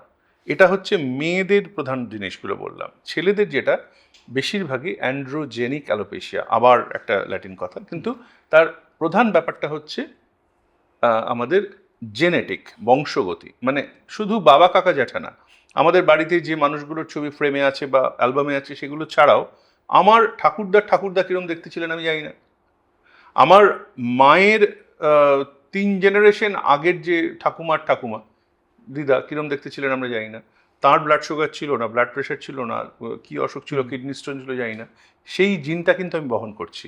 চুলের ক্ষেত্রেও তাই। যখনই বলা হয় যে তোমার এই চুলটা বংশগতির কারণে পড়ছে, তখনই বলে আমার তো বাবার দারুণ চুল, কিন্তু বাবারও তো একটা বাবা ছিল, তারও একটা বাবা ছিল, মানে শাহজাহানের সময় ওর বাবার একটা বাবা ছিল, কিন্তু তার টাক যদি থাকে তাহলে সেই টাকের মানে জীবাণু না, সেই টাকের যে জিন আমরা বহন করছি, তার থেকেও চুল পড়তে পারে। ছেলেদেরটা প্রধানত বংশগতি এবং হরমোনাল, মেয়েদেরটা প্রধানত কোনো না কোনো ডেফিসিয়েন্সির জন্য, এবং এই দুটো কারণেই চুল পড়তে পারে। টাক পড়া দেখেছি একটু স্টিরিওটাইপ মেল ডিজিজ হিসেবে, কারণ ছেলেদেরই কিন্তু বেশি টাক পড়ে। আমি বলছি না যে মহিলাদের পড়ে না, ছেলেদের টাক কেন বেশি পড়ে? একটা হতে পারে যে যিনি প্রকৃতির দেবী, তো তিনি তো মহিলা, তিনি তাই জন্য ছেলেদের উপর তার কোনো একটা রাগ আছে, তাই জন্য ছেলেদের সব ছেলেদের তিনি জটক বানানোর চেষ্টা করেন।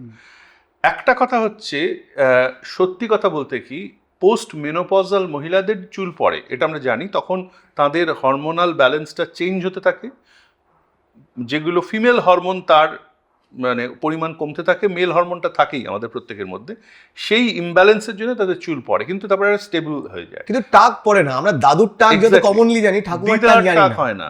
60 বছর, 70 বছর, 80 বছরের মহিলারও মাথায় চুল ভর্তিই থাকে, কিন্তু 60, 70, 80 বছর বয়সে একটি পুরুষের মাথায় টাক পড়ে যায়। এই পুরো জিনিসটাই হচ্ছে mail pattern alopecia, female pattern alopecia, দুটো একদম আলাদা। তাই জন্য পুরুষ এবং নারী দুজনের চুল পড়ার কারণ চুলের চক্র, পুরো জিনিসটাই আমরা আলাদাভাবেই আমরা পড়ি। ডাক্তারবাবু একটা খুব খুব একটা গুরুত্বপূর্ণ জিনিস নিয়ে কাজ করেন এবং অনেক বছর ধরে কাজ করছেন। ডাক্তারবাবুকে সেই প্রশ্নটা আমি করছি, এই যে টপিক্যাল স্টেরয়েড এর যে মিসইউজ, অ্যাবিউজ, এটা নিয়ে আপনি অনেক বছর ধরে কাজ করছেন। এই যে লোকে যায় হাত পাতে কোনো একটা মানে ওষুধের দোকান থেকে একটা ক্রিম নিয়ে নেয়, সে জানেও না তার ভিতরে কি আছে, সে সেটা মাখতে শুরু করে, তারপরে সে মহা বিপদে পড়ে। তো এই জিনিসটা নিয়ে আপনি একটু আমাদের দর্শকদের একটু বলুন যে এটা কতটা ক্ষতিকারক এবং কতটা সাংঘাতিক হতে পারে তার জীবন। এটা না, প্রশ্নটা করার জন্য খুবই কৃতজ্ঞতা তোমার কাছে। এটা একটা অভিশাপ আমাদের দেশে, এবং যেটা আমি বলে না, আমাদের অ্যাসোসিয়েশনের পক্ষ থেকে এটা প্রায় 20-22 বছর ধরে এটার উপর কাজ করা হচ্ছে। আমাদের IADVL বা Indian association of dermatologists, venereologists, nephrologists পৃথিবীর দ্বিতীয় বৃহত্তম ত্বক বিশেষজ্ঞদের সংস্থা। এখন 18,000 প্রায় আমাদের সদস্য সংখ্যা। তাদের একটা টাস্ক ফোর্স তৈরি করা হয়, যে ইতাৎসা বলা হয়, IADVL task force against topical steroid abuse. অনেক জায়গায় মানে আমাকে এভাবে ইন্ট্রোডিউস করা হয় যে the next speaker is doctor Kaushik Lahiri, who started topical steroid abuse in India. আমি topical steroid abuse in India শুরু করিনি, আমি তার বিরুদ্ধে মানুষকে সচেতন করার চেষ্টা করেছি। তাই জন্যে এই ব্যাপারটা অনেক সময় মজা করে আমি বলি আর কি। এবার টপিক্যাল স্টেরয়েড অ্যাবিউজ জিনিসটা কি, সেটা টপিক্যাল স্টেরয়েড একটা মহৌষধ। কিছু এই ওষুধটার ব্যাপারে একটু সহজে বলুন আমার মতো মানুষদের। স্টেরয়েড 52 সালে এটা আমাদের হাতে আসে, এবং এটা লাগালে ধরো বহু অসুখে এটা একটা মহৌষধ। সেটা লাগানোর হতে পারে, খাবার হতে পারে। খাবার মহৌষধ হিসেবে কখন, যেমন ধরো কোভিডের সময় বহু মানুষ নিঃশ্বাস নিতে পারছিলেন না, তখন তাদের স্টেরয়েড দিয়ে বাঁচানো হয়। তাই জন্য স্টেরয়েডকে নিয়ে রসিকতা করছি না। স্টেরয়েড একটা অত্যন্ত মানে যুগের প্রয়োজনে তৈরি হওয়া একটা ওষুধ, চাকা আবিষ্কারের মতো, আগুন আবিষ্কারের মতো একটা জরুরি জিনিস, কিন্তু আণবিক শক্তির মতো। এবং এই যে লাগানো স্টেরয়েডটাও তাই। এবার তুমি যদি আমাকে বলো যে ডক্টর লাহিড়ী স্টেরয়েডের বিরুদ্ধে, আদৌ না। আমি এটা বারবার করে পরিষ্কার করে বলছি, যেমন আণবিক শক্তি, আমরা কি আণবিক শক্তির বিরুদ্ধে? তা তো না। আণবিক শক্তির অপব্যবহারের বিরুদ্ধে। মানে আমার তোমাকে ভালো লাগছে না, আমি তোমার মধ্যে অ্যাটম বোম ফেলে দিলাম, সেটা তো করা যায় না। ওই দেশটাকে আমার পছন্দ হচ্ছে না, আমি তার সভ্যতা সমেত আণবিক শক্তি দিয়ে তাকে হিরোশিমা নাগাসাকি করে দিলাম, করা যায় না। আণবিক শক্তিকে ঠিকভাবে কাজে লাগালে একটা গরিব দেশে পুরোপুরি আমরা ইলেকট্রিক ঠিক করতে পারি। অনেক মানে এই জলবিদ্যুৎ না করে, তাপবিদ্যুৎ না করে, পৃথিবীর এই মানে মাটি খুঁড়ে খনিজ দিয়ে অনেক কষ্ট করে ক্ষতি করে বিদ্যুৎ না তৈরি করে আণবিক শক্তি দিয়ে করা যায়। সেটা হচ্ছে ভালো ইউজ। সোরিয়াসিসে, লাইকেন প্লেনাসে অনেক বড় বড় অসুখ আছে, সেগুলোতে ত্বকের টপিক্যাল স্টেরয়েড মানে লাগানোর যে স্টেরয়েড, সেটা অসাধারণ কাজ করে। কিন্তু পৃথিবীর কোনো সভ্য দেশে এই ওষুধগুলো প্রেসক্রিপশন ছাড়া পাওয়া যায় না, পাওয়া যাওয়ার কথাও না। ভারতবর্ষে পাওয়া যায়। কেন পাওয়া যায়? তার কারণ ভারতবর্ষে আমাদের এই মুহূর্তে বোধহয় 150 কোটি, আমরা চায়নাকেও ছাড়িয়ে গেছি লোক, তো 18,000 ডার্মাটোলজিস্ট। তার মানে বুঝতে পারছো যে এত বড় দেশের জন্য অনেক কম, ডেন্টাল সার্জন কম, ডার্মাটোলজিস্ট কম, চোখের ডাক্তার কম। আমাদের দেশের এখনো যত প্রয়োজন, গ্রামে গঞ্জে সব জায়গায় কোয়ালিফাইড ডাক্তার নেই, এটা আমাদের দুঃখের। এবং সেই জন্যে সেইখানে মানুষগুলো কি করবে? তাদের যখন গা চুলকাচ্ছে, তাদের যখন গায়ে একটা কিছু হচ্ছে, তারা হয় কোয়াক ডাক্তারবাবুর কাছে যাচ্ছে, অথবা নিজে ওষুধের দোকানে গিয়ে কিছু একটা, এই খগেনদা তুমি এইটা দাও, ওষুধ দাও।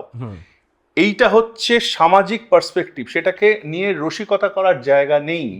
কিন্তু তাতে যে ভয়ঙ্কর জিনিসটা হচ্ছে, আমি এটা খুব সহজ উদাহরণ দিচ্ছি। ধরো আমার জ্বর হলো, এবার জ্বরটা ম্যালেরিয়া থেকে হতে পারে, টাইফয়েড থেকে হতে পারে, টিউবারকুলোসিস থেকে হতে পারে, কোভিড হতে পারে। সেটা না জেনে তুমি দোকানে গিয়ে কি একটু ম্যালেরিয়ার ওষুধ, একটু টিউবারকুলোসিসের ওষুধ, একটু ক্যান্সারের ওষুধ, একটু কোভিডের ওষুধ মিলিয়ে ভালো করে ঘেঁটে খেয়ে নাও, করো না তো। এটা যে এর জন্য ডাক্তার হতে হবে না, এটা যে সম্পূর্ণ ভুল একটা মানে অ্যাটিচিউড, সেটা তো বুঝতে পারছো। যে আমি কি করব, আমরা জানতে চাইবো যে জ্বরটা হচ্ছে কেন বাপু, তার দাঁত থেকে জ্বর হচ্ছে, না পেটের থেকে জ্বর হচ্ছে, না কান পেকে গেছে, কিসের থেকে জ্বরটা হচ্ছে, তারপরে তাকে ওষুধ তো দেবো। এবার ধরো স্কিনে একটা জায়গায় কারো চুলকাচ্ছে, সেই চুলকানিটা ফাঙ্গাল ইনফেকশন হতে পারে, একটা ভাইরাল ইনফেকশন হতে পারে, একটা ব্যাকটেরিয়াল ইনফেকশন হতে পারে, পেকে যাচ্ছে। সেটা না বুঝে আমি যদি একটু অ্যান্টিফাঙ্গাল, একটু অ্যান্টিবায়োটিক, একটু স্টেরয়েড একসাথে মিশিয়ে ভালো করে ওখানে লাগিয়ে দিই, তাহলে কী হবে? ঠিক যা হবে সেটার বিরুদ্ধে আমাদের আন্দোলন, এবং সেটা করতে গিয়ে থ্রেট কল পেয়েছি, প্রাণনাশের ভূমিকা একদম পেয়েছি, সোশ্যাল মিডিয়াতে অকথ্য ভাষায় গালিগালাজ এটা পেয়েছি। কারা করছে? তারা সরাসরি দুভাবে, একটা হচ্ছে সরাসরি সেই কোম্পানিগুলোর সঙ্গে যুক্ত, হিন্দি ভাষায় কিছু আসে, ইংরেজিতেও আসে, ভুল ইংরেজিতে থ্রেট আসে, হ্যাঁ। ফোন কল এসছে যে কোথা দিয়ে বাড়ি ফেরেন, সেগুলো আমরা জানি। কিন্তু আরেকটা হচ্ছে তাদের জন্য দুঃখ হয়, তারা হচ্ছেন উপভোক্তা যারা ব্যবহার করছেন। দেখো আমি দীর্ঘদিন ধরে পেট্রোভেটসি লাগাচ্ছি, আমি দীর্ঘদিন ধরে লোবেট জিএম লাগাচ্ছি, আমার দাঁত হয়, আমি লোবেট জিএম লাগাই ঠিক হয়ে যায়। লোবেট জিএম হচ্ছে তার মধ্যে একটা স্টেরয়েড, একটা অ্যান্টিবায়োটিক, একটা অ্যান্টিফাঙ্গাল, এবং সেটা সম্পূর্ণ একটা অনৈতিক একটা দানবীয় ককটেল। এইগুলো করতে গিয়েই হয় বিপদ, এবং সেটা ভারত, পাকিস্তান, বাংলাদেশ এই সীমাবদ্ধ, এবং আমাদের দেশ থেকেই সারা পৃথিবীতে এগুলোতে ছড়ায়। এটা একটা ভয়ঙ্কর অভিশাপ, এবং সেটার বিরুদ্ধেই আমরা লড়ে যাচ্ছি। আমরা এখন একটু আসি মন এবং ত্বক, মানে এই সাইকিয়াট্রি আর ডার্মাটোলজি একসাথে কি করে হয় ডাক্তারবাবু? খুব সহজ একটা উদাহরণ দিচ্ছি। ধরো একটি 18 বছরের ছেলে, তার মুখে এখানে একটা সাদা দাগ হলো, সাদা দাগটা সেতি, সেই দাগটা তো চর্মরোগ। তার থেকে সেই ছেলেটা স্কুলে যাওয়া বন্ধ করে দিল, সে কারোর সঙ্গে দেখা করা বন্ধ করে দিল, তাকে দোষ দিতে পারো না তুমি। তখন সে সমাজকে তখন ফেস করতে চাইছে না, ডিপ্রেশন তৈরি হলো, এমনকি সুইসাইড অ্যাটেম্প্ট হয়। একটা ডার্মাটোলজিক্যাল ডিজিজের জন্য তার মনের ওপর চাপ পড়লো, তার জন্য তাকে মনের ডাক্তারবাবুকে দেখাতে হলো। অথবা একটা মেয়ে, তার মুখ ভর্তি ব্রণ হয়ে গেছে, এবং সেই ব্রণটার জন্য তার সুন্দর মুখটা নষ্ট হয়ে যাচ্ছে, তার জন্য তার সুইসাইড অ্যাটেম্প্ট হতে পারে। এইটা হচ্ছে সাইকোডার্মাটোলজি। কোনো স্কিনের অসুখের জন্য তার মনের ওপর চাপ পড়ছে। আবার উল্টো দিক থেকে ধরো বাবা মার ঝগড়া হচ্ছে বাড়িতে, দিনের পর দিন বাবা মার মধ্যে ঝগড়া হচ্ছে, অথবা বাবার মার বিচ্ছেদ হয়ে গেছে, বাড়িতে ঠাকুরদা ঠাকুমার সঙ্গে ওর মায়ের একটা কিছু ঝামেলা চলছে, 6 বছরের মেয়েটা বুঝতে পারছে না যে কি কারণে ঝামেলাটা হচ্ছে, কিন্তু রোজ সে দেখছে বাড়িতে অশান্তি হচ্ছে। অথবা সেই মেয়েটা স্কুলে অ্যাবিউজড হচ্ছে, তার বন্ধুদের কাছে, সিনিয়রদের মধ্যে, বাসে অনেক ছেলে মেয়ের সঙ্গে নানা রকমের অ্যাবিউজ হয়, যেটা তারা বলতে পারে না। এটা একটা বড় ঘটনা আমাদের সমাজে, হিডেন ট্রুথ, আমরা আলোচনাই করি না। সে সেটার মাকে বলতে যাবে, মার সময় নেই, বাবাকে বলতে যাচ্ছে, বাবার সময় নেই। সে তখন কি করছে, বসে বসে তার মাথার চুল ছিঁড়ছে। ঠিক, সে তার স্ট্রেসটা রিলিভ করার চেষ্টা করছে, ওই যে ছিঁড়তে গিয়ে তার একটা প্লেজার পাচ্ছে, এখানটা চুলকাচ্ছে, টেনে ছিঁড়লো, একটা প্লেজার পেলো। ট্রাইকোটিলোম্যানিয়া, টাক পড়ে যাচ্ছে ওই জায়গাটাতে। এটা টাক পোকা ঠিক নয়, টাক পোকা অ্যালোপেশিয়া এরিয়াটা সেটা আলাদা জিনিস, সেখানেও কোনো পোকা নেই। দাঁতের পোকাতেও কোনো পোকা থাকে না, এই অ্যালোপেশিয়া এরিয়াটাতেও কোনো পোকা থাকে না। কিন্তু ট্রাইকোটিলোমেনিয়াটা আলাদা জিনিস, সেটা নিজে নিজে তৈরি করা, সারা মাথার চুল তুলে দিচ্ছে। একটা মনস্তাত্ত্বিক চাপের জন্য তার একটা স্কিনের অসুখ তৈরি হয়ে যাচ্ছে। অথবা যেটা আমরা একটু আগে হাসাহাসি করছিলাম, যে গ্রামীণ হস্তশিল্প সারাক্ষণ খুঁটছে, সেও কিন্তু একটা অসহায়তায় ভুগছে। সেই ছেলেটি বা মেয়েটি কোনো কারণে সমাজ থেকে একটু আলাদা হয়ে যাচ্ছে, সেই জন্যই সারাক্ষণ সে, ওকে দেখতে এত সুন্দর, আমাকে দেখতে ভালো না, ও খুঁটে ওইটাকে বার করার চেষ্টা করছে। সেটা যে করতে গিয়ে তার সারা মুখে, সেটাও এখানে এক্সকোরি আমরা বলি, সেটা হচ্ছে নিজেই নিজেকে ক্ষতবিক্ষত করার একটা প্রচেষ্টা। এই জিনিসগুলো আমাদের আছে। অথবা খুব বিখ্যাত ক্রিকেটার, নাম বলছি না, আমাদের ক্যাপ্টেন ছিলেন, যখনই মাঠে থাকতেন সারাক্ষণ, আর না বললেই বা কি। ঠিক ঠিক এই যে জিনিসটা ওই এটা কাটা, তাই সেটা করতে গিয়ে আমাদের সমস্ত নখগুলো ক্ষতবিক্ষত হয়ে যাওয়া, এটাও অনেকে এটা চামড়াটাও ছেড়ে। সাইকোডার্মাটোলজি। হ্যাঁ, চামড়া ছেঁড়া, অনেক কিছু হয়, এগুলো হয়। এবং আমরা এরকমও দেখেছি যে বাবা মা ছেলেকে নিয়ে এসছেন, তার সারা শরীর ভর্তি নানা রকমের মানে আঁচড়ের দাগ, নানা রকমের খোঁটাখুঁটির দৃশ্য। আমরা বোঝাতে পারছি না যে এটা সত্যি বাচ্চাটি নিজে করছে, ডার্মাটাইটিস আর্টিফ্যাক্টটা বলা হয়, নিজে নিজেই করছে, কিন্তু কিছুতেই সেটা তারা মেনে নেবেন না। এখন সব জায়গায় সিসিটিভি থাকে, বাচ্চাটাকে বাইরে আমরা একটা জায়গায় বসিয়ে রাখলাম, ছবি তোলা হলো, কিছুক্ষণ পরেই দেখা গেল বাচ্চাটা নিজে করছে, ওর বাবা মাকে তখনই দেখানো হলো, দেখুন ছেলেটা কি করছে। ছেলেটা কিন্তু নিজেও সচেতন না যে ও করছে, একটা 8-9 বছরের ছেলে, বাচ্চা ছেলে। এই যে জিনিসগুলো, সাইকিয়াট্রি এবং ডার্মাটোলজি মিশে যাওয়া, একটা সাবজেক্টের জিনিস আরেকটা সাবজেক্টের উপর পড়া, এটা একটা সারা পৃথিবীতে নতুন দিগন্ত খুলে দিয়েছে। এটা ইউরোপে ছিলই, আমেরিকাতে ছিলই, ওদের 7-এর দশক থেকে ছিল। আমাদের দেশে সাইকোডার্মাটোলজি সম্বন্ধে চিন্তা ভাবনা নতুন, এবং সাইকোডার্মাটোলজি নিয়ে পড়াশোনাও হচ্ছে। আমরা নতুন বই একটা আসছে, এবং কলকাতাতে 5 এবং 6 সেপ্টেম্বর আমাদের সাইকোডার্মাটোলজির তৃতীয় সম্মেলন, সর্বভারতীয় সম্মেলন, সেটাও কলকাতাতেই হবে।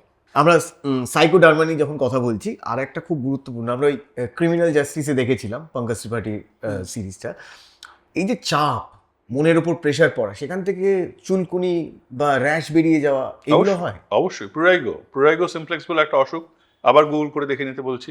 সেইটাতে সারাক্ষণ ওই যে ওই খুঁটে ঘা করা, বা একটা কোনো ঘা সেটাকে চুলকে সেটাকে ক্ষত তৈরি করা, বিষিয়ে যাওয়া, সেটা কিন্তু মনের চাপের মানে একটা ডাইরেক্ট প্রতিফলন ওখানে হচ্ছে।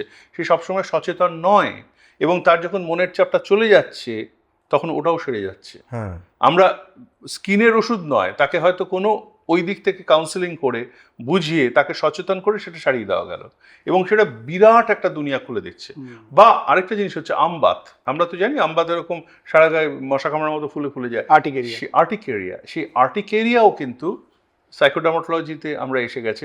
একটা লোকের মনের ওপর চাপ পড়ছে, তার সারা গায়ে আমবাত বেরিয়ে যাচ্ছে, এবং মনের ওপর চাপটা যখন চলে যাচ্ছে আমবাতটা চলে যাচ্ছে, একেবারে ডাইরেক্টলি রিলেটেড। আচ্ছা, এরকম কি আছে কোনো নিউরোলজিক্যাল কোনো ডিজিজ, তার জন্য তার সারা গায়ে চুলকাচ্ছে? হ্যাঁ, নিউরোলজিক্যাল ডিজিজ অবশ্যই আছে। ধরো তোমার হার্পিস জোস্টার যখন সেরে যাচ্ছে, তারপরে পোস্ট হার্পেটিক নিউরালজিয়া, সেটা ভয়ঙ্কর। ধরো মাসের পর মাসে ভুলেই গেছে যে তার 2018 সালে হার্পিস হয়েছিল, কিন্তু তার সেই জ্বালা, ব্যথা, চুলকানি সেটা থেকে গেছে বহু বছর।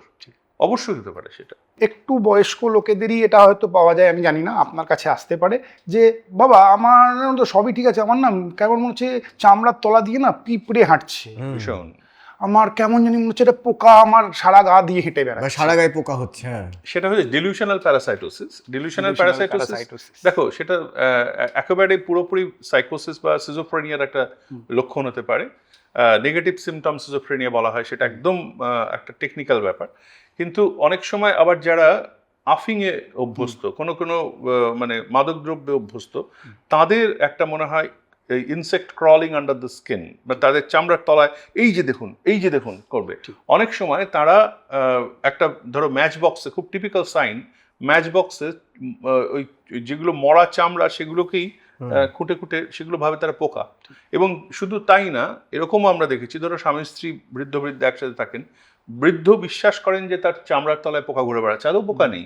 তিনি বৃদ্ধাকে দেখাচ্ছেন এই দেখো, এবং তিনিও দেখছেন হ্যাঁ সত্যি তাই হচ্ছে। স্বামী স্ত্রী দুজনে, তারপর তার আত্মীয় সবাই বিশ্বাস করতে শুরু করেন জোর গায়ে পোকা আছে। এবার আমাদের ডাক্তার হিসেবে যদি তাকে প্রথমে বলি দেখুন আপনার পোকা টোকা কিচ্ছু নেই, তিনি কোনোদিন ঠিক হবে না। আমাদের তখন বলতে হয় হ্যাঁ সত্যি এটা হচ্ছে, আমরা পোকা মারার ওষুধ দিচ্ছি। নোন টু আননোন, তাকে ডাইরেক্ট কনফ্রন্ট করতে নেই, তিনি যা করছেন সেটা আঘাত দিতে নেই।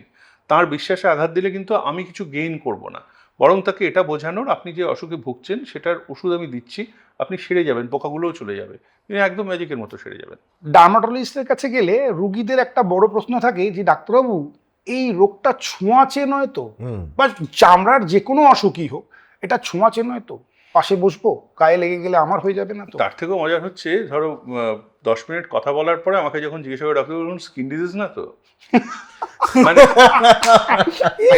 এবার আমি তখন, আমরা জানি না কিভাবে রিয়াক্ট করবো। আগে খুব রেগে যেতাম প্রথম না অবশ্যই স্কিন ডিজিজ, না হলে আমার কাছে এসছেন কেন, আমি তো চোখের ডাক্তার নই, আমি হাড়গোড়ের ডাক্তার নই, বা না আমি মানে স্কিন ডিজিজ বলতে ও যেটা বোঝাতে গেল সেটা হচ্ছে কোনো ইনফেকশাস ডিজিজ, মানে স্কিন ডিজিজ মানেই সাংঘাতিক ইনফেকশাস, মানে সারা সমাজে ছড়িয়ে দেবে। বেশিরভাগ ত্বকের অসুখ সেভাবে সংক্রামক নয়, এমনকি স্কিন ডিজিজ বলতে আমাদের যুগান্ত ধরে লেপ্রোসিটাই মাথায় আসে, কুষ্ঠরোগের 85 থেকে 90% কুষ্ঠরোগ ছোঁয়াচে নয়, এবং 10% কুষ্ঠরোগ ছোঁয়াচে, যেটা লেপ্রোমেটাস ভ্যারাইটি, দেখি না গত 2 বছরে একটা পেশেন্ট হয়তো দেখেছি। তাই জন্য কুষ্ঠরোগ আমাদের আউটডোরে বসে আছেন, গিজগিজ করছে কুষ্ঠরোগী, আদৌ না। গভর্নমেন্ট ক্যাম্পেইন হতো এটা নিয়ে, যখন বড় হচ্ছি কুষ্ঠ ছোঁয়াচেও নয় পাপও নয়, একদমই না। আমাদের এখন সেই বিজ্ঞাপনগুলো দেওয়ার দরকার হচ্ছে না। হ্যাঁ, তখন সেই পর্যায়টাও আস্তে আস্তে পেরিয়ে আসছে। তবে তার মানে এই না কুষ্ঠ চলে গেছে, এখনো সরকারও জানেন যে আমাদের যেভাবে আমরা ওই খ্রিস্টাব্দ 2000 স্বাস্থ্য চাই সভাঘাট টাইপের, কুষ্ঠরোগ এখনো যায়নি এবং ফিরে আসতে পারে। তাই জন্য আমাদের সচেতন থাকা উচিত, ডাক্তারবাবুরাও আমরা সে ব্যাপারে আমরা নিশ্চিত। আপনি যখন ওই টপিকটা তুললেন, তো স্ট্রেট এটার ব্যাপারে একটুখানি জানি, এটা নিয়ে আমরা এর আগে কখনো আলোচনা করিনি। এটা তো মিথও ছিল প্রচুর, আগের জন্মে পাপ করেছে বলে তোমার কুষ্ঠ হবে, তো তোর কুষ্ঠ হোক, এইসব যে ছিল, এই কুষ্ঠরোগ কেন হয় এবং এর চিকিৎসা কি? আগের জন্মের পাপের অভিশাপের ব্যাপারটা কিন্তু সেই সমরেশ বসু বা কালকুটের শাম্ব উপন্যাসটা পড়েছিল, যেটা ন্যাশনাল অ্যাওয়ার্ড পায়, আমাদের একাডেমি পায়, সেটাতেই ছিল একটা অভিশাপের জন্য সারা গায়ে কৃষ্ণের ছেলে শাম্বর কুষ্ঠ হয় বলে একটা বলা হয়, এবং সেটা একদম যুগ যুগান্ত ধরে সেই ভুলটা চলে আসছে। তাই জন্যই ভারতীয় সভ্যতায় কুষ্ঠকে একটা অভিশাপ হিসেবে ধরা হয়। সম্পূর্ণ ভুল। মাইক্রোব্যাকটেরিয়াম লেপ্রি বলে একটা জীবাণু, তার জন্য কুষ্ঠ হয়, এবং সেটা সমাজে অত্যন্ত কম মানুষের মধ্যে এখন আছে। আমি সঠিক পরিসংখ্যান এটা কি বলতে পারবো না। জন্মগত? একেবারেই না। আচ্ছা। জন্মগত না, পরিবারগতভাবে কোনো কিছুই না এটা। তো এই জীবাণুটা কিভাবে আসে আমাদের? একজন ডাইরেক্ট কন্ট্যাক্ট থেকে হতে পারে, আমাদের নাকের হাঁচি থেকে হতে পারে, নানা রকমভাবে আসতে পারে, মেনলি কন্ট্যাক্ট থেকে হতে পারে। সেই জায়গাটা অসাড় হয়ে যেতে পারে, সেই জায়গাটা ঘাম না হতে পারে, সেই জায়গাটা একটু হালকা পিগমেন্টেশন হতে পারে, ছুঁলে আমরা বুঝতে পারি না। এটা প্রাথমিক লক্ষণ কুষ্ঠের। এবং তারপরে তার কিছু নার্ভ থিকেন্ড হয়ে যেতে পারে, এবং তারপরে তার কিছু ডিফর্মিটি তৈরি হতে পারে। খুব কম, আমি আবার বলছি, গত 5 বছরে আমি কোনো কুষ্ঠরোগী দেখেছি বলে আমারও মনে পড়ছে না। আর এর চিকিৎসা আপনারা কিভাবে করেন? খুব সহজ। এখন সরকারি হাসপাতালে তো দেওয়া হয় WHOর মাল্টিড্রাগ থেরাপি যেগুলো আছে, অ্যান্টিলিপ্রোটিক থেরাপি, সেগুলো সরকারি যে স্বাস্থ্যকেন্দ্র যেগুলো আছে সেখান থেকেই দেওয়া হয়, এবং কুষ্ঠরোগ অত্যন্ত কম্প্রিহেন্সিভভাবে সরকারি ব্যবস্থাপনার মাধ্যমেই সেটাকে সারিয়ে দেওয়া হয়। এবার আপনি আমাদের বলুন একটু কিছু এই ছোঁয়াচে ত্বকের রোগ। মানে সবচেয়ে ছোঁয়াচে চর্মরোগ কি? অবশ্যই একটা চিকেন পক্স যদি হয়, সেই বাচ্চাটিকে আমরা স্কুলে যেতে বারণ করি। এরকম হাম, মিজলস যেগুলো, সেগুলো থেকে বারণ করি। বা যে কোনো ইম্পেটাইগো, যে কোনো সারা শরীর ভর্তি আমাদের ব্যাকটেরিয়াল ইনফেকশন হয়ে যাচ্ছে সেগুলো। এবং সব থেকে বড় যে জিনিসটা এখন আমরা পড়ি, যার সামনে নতজানু হয়ে, সেটা হচ্ছে দাঁত। দাঁত এখন মানে ভয়ঙ্কর আকারে, মানে মহামারী আকারে ধারণ করেছে। এবং ভারতে আমরা বলি প্রত্যেক 4 জনের বা 5 জনের মধ্যে একজনের দাঁত। এবং এখানেও কিন্তু স্টেরয়েড অ্যাবিউজের একটা বিরাট ভূমিকা আছে।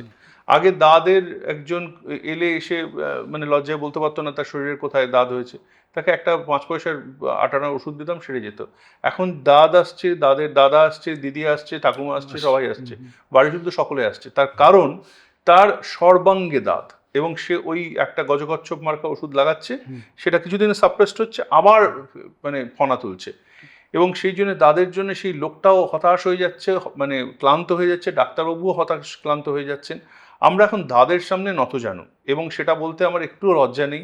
এই অভিশাপ মুক্তি হওয়া উচিত। আমরা কোভিড নিয়ে আলোচনা করি, আমরা ক্যান্সার নিয়ে আলোচনা করি, আমরা অনেক বড় বড় অসুখ নিয়ে আলোচনা করি, কিন্তু এই একটা অসুখ টিনিয়া, এবং টিনিয়া হচ্ছে ডাক্তারি ভাষা, এবং এখন তো ইন্ডোটিনি, মানে একটা আলাদা করে একটা মানে প্রজাতি এসে গেছে দাঁতের, সেটা ভারত থেকেই তার উদ্ভব, এবং মাল্টি ড্রাগ রেজিস্ট্যান্ট, সেগুলো কোনো রকমের অ্যান্টিফাঙ্গালে কাজ করছে না।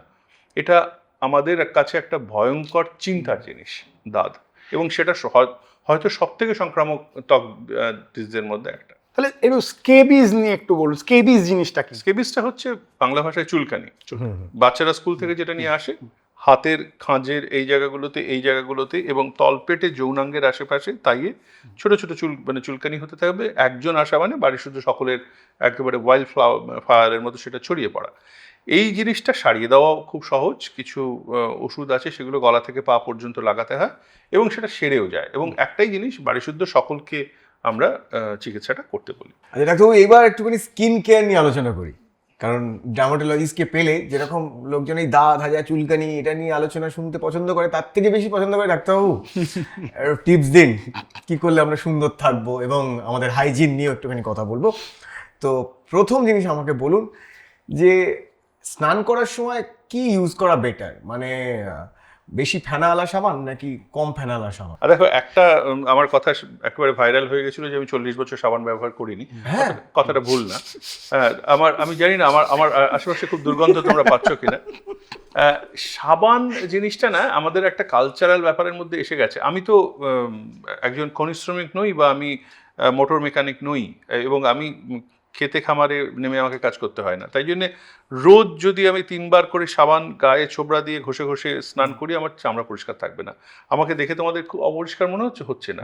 আমাকে সবাই জিজ্ঞাসা করেন আপনি যে ফেস ওয়াশটা ইউজ করেন সেটা দেন। আমি বললাম সেটা সব থেকে দুর্মূল্য ফেস ওয়াশ, আপনারা হয়তো অ্যাফোর্ড করতে পারবেন না, সেটা ওই কলের জল। আমি অনেক জায়গায় আপনি বলি ফেস ওয়াশ ইউজ করেন? হ্যাঁ, কলের জলে আজকে তোমাদের এখানে আসার আগে বাথরুমেও জল দিয়ে মুখ ঝাপটা দিই। আমিও করি না।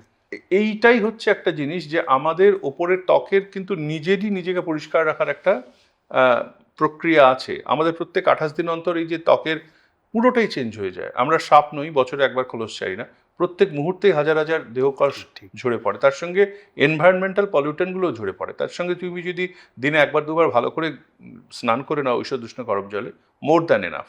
এবং শরীরের ভাঁজগুলোতে যদি সাবান ব্যবহার করতে ইচ্ছে করবে, কিন্তু সারা গায়ে তুমি ধরো, কথার কথা বলছি, তুমি একজন আইটি ইঞ্জিনিয়ার, তুমি সারাক্ষণ এয়ার কন্ডিশন ঘরের মধ্যে থাকো, সারা দিন কম্পিউটারে কাজ করছো, অথবা একজন অভিনেতা, তুমি আর্ট লাইট নিয়ে কাজ করছো, মেকআপ নিয়ে কাজ করছো, মেকআপটা ধোয়াটা ভীষণ জরুরি।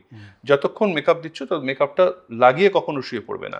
কিন্তু তার মানে এই না অতিরিক্ত সাবান, অতিরিক্ত ফেনা যেটা তোমার চামড়াকে উত্তক্ত করছে সেটা দরকার নেই।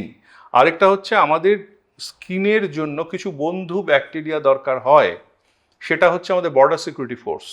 সেটাকেও তুমি যদি ধুয়ে ফেলে দাও, তাহলে আমাদের যে দেশগুলোর আক্রমণ করার কথা না তারা আক্রমণ করবে, এটা আমি সবসময় বলি।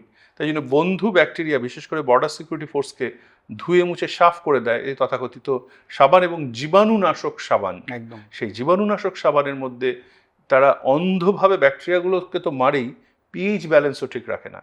সেই জন্য সেগুলো থেকে একটু দূরে থাকতে হবে। সাবান যখন হলো, সাবানের সঙ্গে ছোবড়া, লুফা একদম ঘষে তুলছি। হ্যাঁ, এবং তাতে একটা সমস্যা হয়, ওই আবার বলছি যে অতিরিক্ত কোনো জিনিসই ভালো না। মানে স্কিনকে যদি উত্তক্ত না করো, স্কিন ঠিক থাকবে। আমরা যেটা করি সেটা হচ্ছে স্কিনকে বেশি কেয়ার নিতে গিয়ে স্কিনের সর্বনাশটা আমরা করতে যাই। সেটা হচ্ছে এই ঘষে যে তুলতে যাই, তারপরে হয় কি, আমাদের স্কিনের উপরিভাগে যে এপিডার্মিস, কেরাটিন লেয়ারটা ভেঙে ভেতরে ঢুকে চামড়ার তলায় একটা ডিপোজিট হয়। সেই ডিপোজিটটার নাম হচ্ছে অ্যামাইলয়েড। এই অ্যামাইলয়েড ডিপোজিট হলে ম্যাকুলার কিউটেনিয়াস অ্যামাইলয়েডোসিস বলে একটা অসুখ।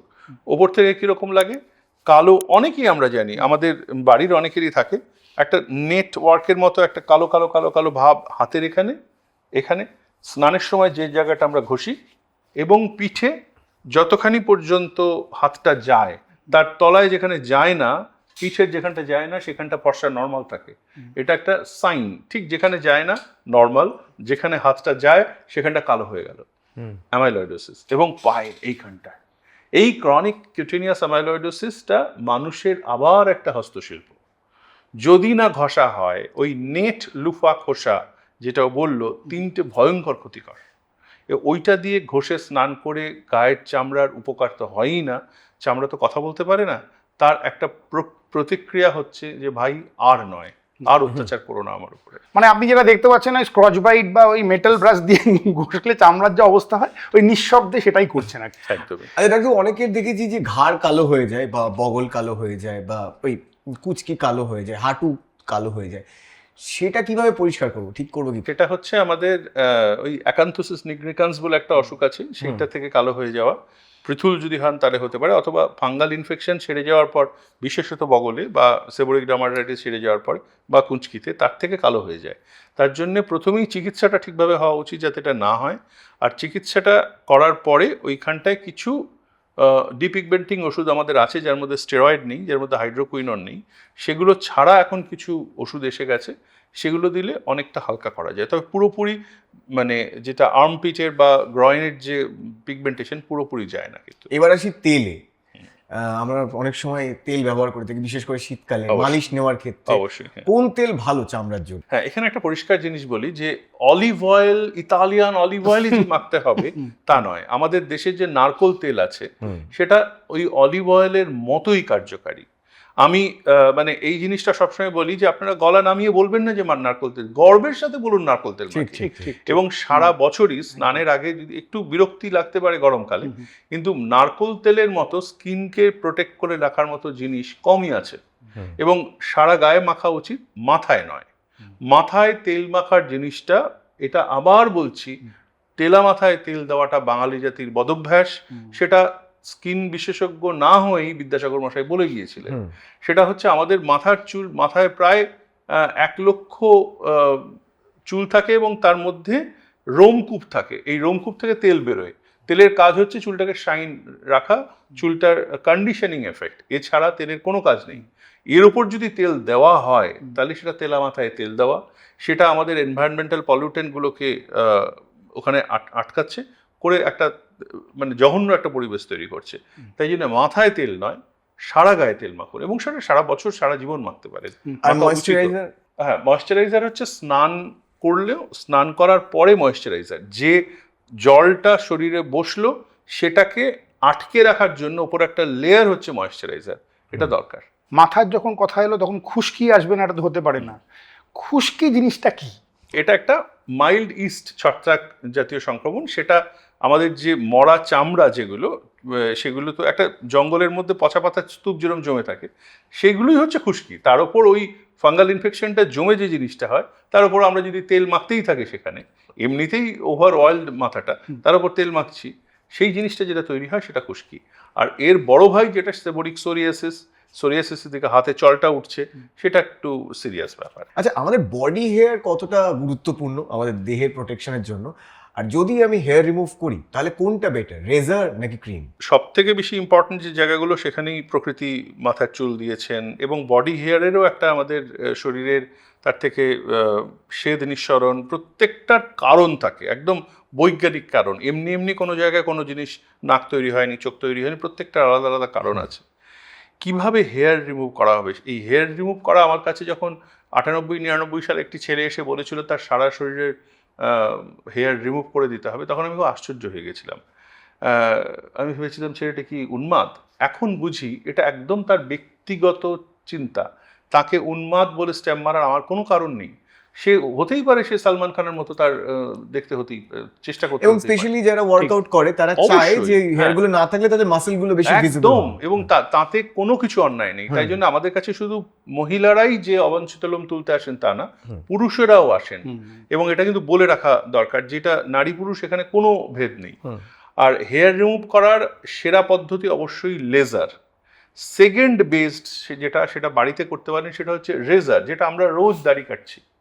এবং সব থেকে খারাপ যেগুলো, সেটা হচ্ছে আবার ওই আমার জেড ক্যাটাগরি নিরাপত্তার তোমরা ব্যবস্থা করো আশা করি বেরোনোর পরে, সেটা হচ্ছে যে পার্লারে যেগুলো করা হয়, বিশেষ করে এই ব্লিচিং, থ্রেডিং, ওয়্যাক্সিংয়ে যে ওই গরম মোমটা ঢেলে দিয়ে তারপরে তুলে ফেলা, সেটা একটা প্রাগৈতিহাসিক পদ্ধতি। ওটাতে দেখো ওইভাবে কিন্তু একটা আগাছাও ওপড়ানো যায় না, গাছও ওপড়ানো যায় না, যখনই তুলছো আবার নতুন করে হয়ে যাবে।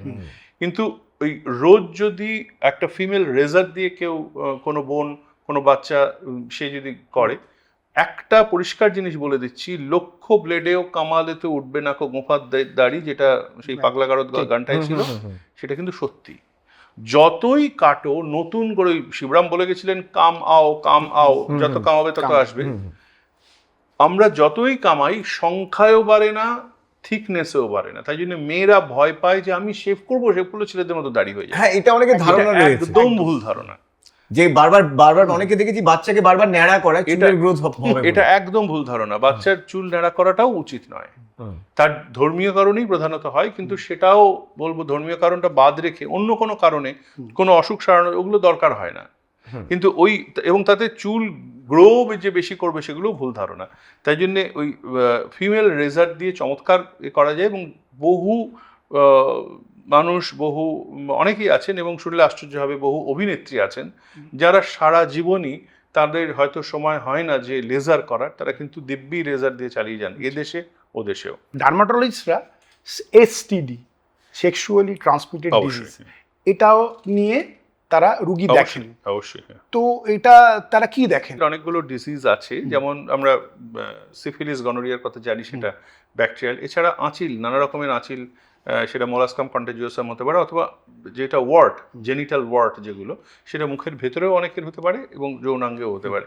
সেটা ভাইরাল ইনফেকশন, সেটা নিয়ে আমাদের কাছে আসেন মেনলি এই দুটোই। আর ফাঙ্গাল ইনফেকশনও সেটা সেক্সুয়ালি ট্রান্সমিটেড হতে পারে না, এমনকি চুলকানি, স্কেবিজও কিন্তু সেক্সুয়ালি ট্রান্সমিটেড হতে পারে একজন থেকে আরেকজনে। এগুলো সারানোর জন্য আমাদের কাছে তারা আসেনি।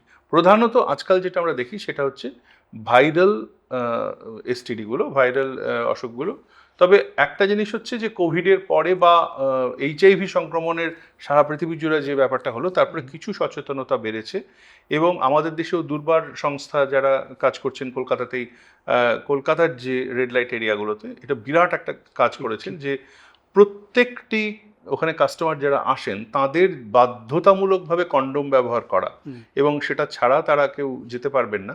সেইটাতে আমাদের শহরে অন্তত যৌন রোগ, যেটা আমরা 30 বছর আগে দেখতাম, সেটার সংখ্যা সত্যিই কমেছে এবং সেটা বিশ্ব স্বাস্থ্য সংস্থাও সেটাকে অ্যাপ্রিসিয়েট করেছে। এটা বিরাট ঘটনা। আচ্ছা, কন্ডোমে অনেক সময় অনেক রকম কেমিক্যাল থাকে যার থেকে অ্যালার্জি হয়। হ্যাঁ, অবশ্যই ল্যাটেক্স থেকেই অ্যালার্জি হয়। আচ্ছা, এটার ব্যাপারে একটু না, ল্যাটেক্স থেকে অ্যালার্জি হয় এবং সেটা আমরা দেখিও। সেটা ধরো নববিবাহিত কোনো কাপল, তারা প্রথম জানতে পারছেন এটা হয় এবং অনেক ডাক্তারবাবু হাতে গ্লাভস পরা থেকে, যারা ডেন্টাল সার্জন তাদের ভীষণ হয় এবং এই জিনিসগুলো কিন্তু সেই প্রফেশনে ঢোকার আগে তিনি জানতে পারেননি।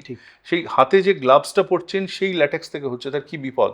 এবং যে যৌন জীবনে প্রথম প্রবেশ করলো তার আগে তো সে জানতো না, সেই ল্যাটেক্সটা থেকে তার অ্যালার্জি। তখন ওই ব্র্যান্ডটা ছাড়া অন্য ব্র্যান্ড আমাদের চেঞ্জ করে করে দেখতে হয়। ফ্লেভার নাকি ব্র্যান্ড না, ওই আবার ফ্লেভারে কিন্তু অ্যালার্জি থাকতে পারে। ফ্লেভারে অ্যালার্জি থাকতে পারে এবং আমাদের যে আর্টিকেরিয়া বলি, সেই আর্টিকেরিয়ার একটা প্রধান কারণ হচ্ছে ফ্লেভার। তাই জন্য কন্ডোমে যদি ফ্লেভারে কারো অ্যালার্জি থাকে অবশ্যই তাকেও সাবধানে থাকতে হবে। সায়নের একটা প্রশ্ন ছিল, যে লেদার কমপ্লেক্স, তো ওখানে এমনি সবাই জমি পেয়েছে, ফ্যাক্টরি করতে পেরেছে, ডার্মাটোলজিস্টদের ওখানে ক্লিনিক করতে দেয়নি কেন, হসপিটাল করতে দেয়নি কেন? এটা নিয়ে একটা ভালো গল্প মনে পড়লো। সেটা হচ্ছে অনেকদিন আগে আমরা মেসমশাই এসছেন আমাদের জেলা শহরে, যেখানে আমার বাবা খুব নামকরা স্কিন স্পেশালিস্ট, জুতোর দোকানে গেছেন, খুব নামকরা জুতোর দোকানে। সেই ভদ্রলোক দেখে বলছেন, কোথা থেকে এসেছেন? তখন ছোট শহর, সবাই সবাইকে চেনে। তখন উনি বলছেন, এখানে কোথায় উঠেছেন? আমার বাবার নাম বলেছে, ওই ডাক্তারবাবু, ওনার যা বিজনেস আমারও তাই বিজনেস। ইনি হচ্ছেন জুতোর দোকানের মালিক, উনি আমার বাবা স্কিন স্পেশালিস্ট। তো গল্পটা একই। ওই আমি লেদার জ্যাকেট কিনতে গেলে আপনাকে নিয়ে যাবো, ডাক্তারবাবু দেখে বলে দেবেন। দেখো, একজন এরকম পেশেন্টও এসেছিলেন, খুব সশ্রদ্ধভাবে বলেছিলেন ডাক্তারবাবুকে যে মানে আপনার মতো লেদার টেকনোলজিস্টদের কাছে আমরা যে আসতে পেরেছি, মানে তিনি যে বলছেন যে লেদার টেকনোলজিস্ট, তাকে বলছেন ডার্মাটোলজিস্ট, কথাটা ভুলে গেছেন। তো আমাদের এরকম অনেক পরিস্থিতির সামনাসামনি হতে হয় আর কি। আপনার এত দিনের এই চিকিৎসা, এত চামড়া দেখেছেন, তো কিছু গল্প বলুন না, যে যে কিছু অদ্ভুত অদ্ভুত কেসেস যেগুলো আপনি হ্যান্ডেল করেছেন। এক ভদ্রলোক এসেছেন আমার কাছে, এসে আমাকে বলছেন যে আমি তাকে অনেকক্ষণ ধরে দেখলাম। ভদ্রলোক ইথিওপিয়া না মেসোপটেমিয়া কোথায় তিনি ইতিহাসের অধ্যাপক, খুব ভালো লাগলো কথা বলে। বয়স্ক মানুষ, অনেক বয়স্ক, মানে 82-83 বছর বয়স। সব দেখে টেকে তার চোখের তলায় একটা কী হয়েছে না পিঠে কী হয়েছে দেখে আমি যখন বেরিয়ে যাওয়ার সময় ভদ্রলোক আমাকে বলছেন, ডাক্তার আমাকে চিনতে পারলেন? দেখুন, আমি না চিনতে পারার ব্যাপারে খুব ঘাঁটা আর কি। মানে ধরো পাড়ার মুদির দোকানের ভদ্রলোককেও যদি আমি অন্য কোথাও দেখি, আমি শুধু ভাবি আমাদের দুজনের মাঝখানে কি যেন একটা ছিল, মানে ওই মাঝখানের এটা, ওনাকে আমি তুমি বলি না আপনি বলি, কাকু বলি না জেঠু বলি, দাদা বলি না ভাই বলি, কিছুতেই মনে পড়ে না। মানে তুমি বলি না আপনি বলি, সেটাও ভুলে যাই। আমি তখন ভদ্রলোককে বলছি, মানে আপনি কি কেউ মানে ফেমাস কেউ? বলে না না, আপনাকে কি টিভিতে দেখেছি, বা না না সেরকম কেউ না। আমি তখন ভাবছি এবার তো ব্যাপারটা গন্ডগোল হলো, মানে নিশ্চয়ই শ্বশুরবাড়ির দিকে কোনো আত্মীয় আমি চিনতে পারছি না, কেস খাবো। তখন ভদ্রলোক বলছে, না, আজ থেকে বছর 15 আগে আপনার ওই চেম্বারটায় এক ভদ্রলোক আপনার কাছে সেরে যাওয়ার পরে আপনাকে বলেছিল যে ডাক্তার আপনি তো আমার অসুখটা সারিয়ে দিলেন, ধন্যবাদ, কিন্তু আপনার সঙ্গে কখনো বাজারে বা বিয়ে বাড়িতে দেখা হলো তো আপনি আমাকে চিনতে পারবেন না। তখন আমি বললাম, কেন বলুন তো? বলে, না, আপনি আমার পায়ে যেটা হয়েছে সেটার দিকেই তাকে আপনি সারিয়ে দিলেন, আপনি তো আমার মুখের দিকে তাকাননি কোনোদিন। আপনি তো সারাক্ষণ নিজের মোবাইল দেখছিলেন, ল্যাপটপ দেখছিলেন, তখন ল্যাপটপ নতুন এসছে, আর নিজের ওখানে লিখছিলেন, গম্ভীর হয়ে করলেন, আপনি তো আমার মুখের দিকে তাকালেনই না। একটা পেশেন্ট মানে তো শুধু ডিজিজ না, একটা পেশেন্ট মানে সে পুরোপুরি একটা মানুষ। আমি খুব রেগে গিয়েছিলাম। দেখুন মশাই, ওসব গল্প করার আমার সময় নেই, আপনার রোগ সেরে গেছে, সে এইটুকুই আপনার সঙ্গে আমার সম্পর্ক, সেরে গেছে। আপনার সঙ্গে বিয়ে বাড়িতে দেখা হলো, আমি বাজার করারও সময় নেই, বিয়ে বাড়িতে যাইও না। আমি হচ্ছি সেই লোকটা। 15 বছর পর আবার ফিরে এসেছি। আমার খুব ভালো লাগলো ডাক্তারবাবু, আপনার এখন অনেক নাম ডাক প্রসার হয়েছে, কিন্তু আপনি আজকে আমার চোখের দিকে তাকিয়ে কথা বললেন, এবং আজকে আপনি আমার সঙ্গে অনেকক্ষণ ধরে কথা বললেন। আপনাকে খুব ভালো লাগলো ডাক্তার, আপনি ভালো থাকুন। ওই যে ভদ্রলোক বেরিয়ে গেলেন না, মানে একটা 82 শিক্ষার থাপ্পড়। মানে মানুষ হিসেবে 15 বছরে হয়তো আমি একটু পরিবর্তিত হয়েছি, তার আগে হয়তো অনেক রুড বিহেভ করেছি অনেকের সাথে। এই যে জার্নিটা, একটা ডাক্তার যে কোনো প্রফেশনেই এটা হতে পারে, এটা একটা খুব মানে বড় শিক্ষা আমাকে দিয়ে গেছিল, এটা একটা। আরেকটা হচ্ছে যে নানা রকম হয়, সেটা হচ্ছে স্কিনের ডাক্তারের কাছে তো সবাই এই ডাক্তার এটা দেখেন তো কি হয়েছে, দেখেন তো এরকম নানা রকম ব্যাপার। মোবাইলে ছবি পাঠাতে থাকলো, দেখুন এটা কি হয়েছে, আমার মেয়ের মুখ, আমার ভাইপোর কপাল, পাঠাতে থাকে সারাক্ষণ ছবি। এবার আমি অনেক সময় বলি আমার মোবাইলের হোয়াটসঅ্যাপটা ক্র্যাশ করে গেছে, কিন্তু সামনাসামনি দেখা হলে তো আমি ক্র্যাশ করে গেছি বলা যায় না। ধরো গাড়িতে উঠতে যাচ্ছি, আরেকজন ডাক্তার, এই যে ডক্টর লাইরি অনেকদিন পর দেখা হলো, এ দেখুন তো আমার এখানে কি হয়েছে, তখন প্রায়ন্ধকার আলো, আমার দুটো চোখে 3বার অপারেশন হয়ে গেছে, কিছুই দেখতে পাচ্ছি না। এবার আমি কি বলি এরকম না করে, এরকম নানা রকমের ঘটনা আমাদের ঘটতে থাকে। এগুলো হচ্ছে কার্ব সাইড কনসালটেশন বলা হয়। মানে সেটা কার পার্কিংয়ে হতে পারে, সেটা একটা বিয়ে বাড়িতে হতে পারে, বাজারে হতে পারে। ডাক্তারদের এরকম পরিস্থিতিতে পড়তেই হয়। তুমি একটা বিয়ে বাড়িতে কেউ উকিলবাবুকে গিয়ে জিজ্ঞেস করে না, আচ্ছা আমার না ছেলের ওই যে সম্পত্তির ব্যাপারটা ওইটা নিয়ে আপনার সঙ্গে কথা কেউ গিয়ে কথা বলে না, কিন্তু ডাক্তার দেখে, আর জ্যোতিষী, হ্যাঁ দেখুন তো, হ্যাঁ স্কিনের ডাক্তারবাবুকে যদি দেখে না, শেষ একেবারে, সাথে ঝাঁপিয়ে পড়ে দূর থেকে এসে কথা বলে। কিছুটা বিউটিশিয়ানও ভাবে সবাই, হ্যাঁ বিউটিশিয়ান, যতই কদাঘাত দেখতে হই কিছু করার নেই। এবার সব থেকে খারাপ অভিজ্ঞতা সেটা হচ্ছে যে একটু হোটেলে ইউরিনালে গেছি, আমিও যে কৃত্যটা করতে গেছি তিনিও সেই কৃত্য করছেন, পাশের কিউবিকলেই তিনি দাঁড়িয়ে, তার কৃত্য করার পরেই তিনি হাতটা আমার দিকে বাড়িয়ে দিলেন, বাড়িয়ে দিয়ে ডাক্তার আপনি এখানে কি করছেন।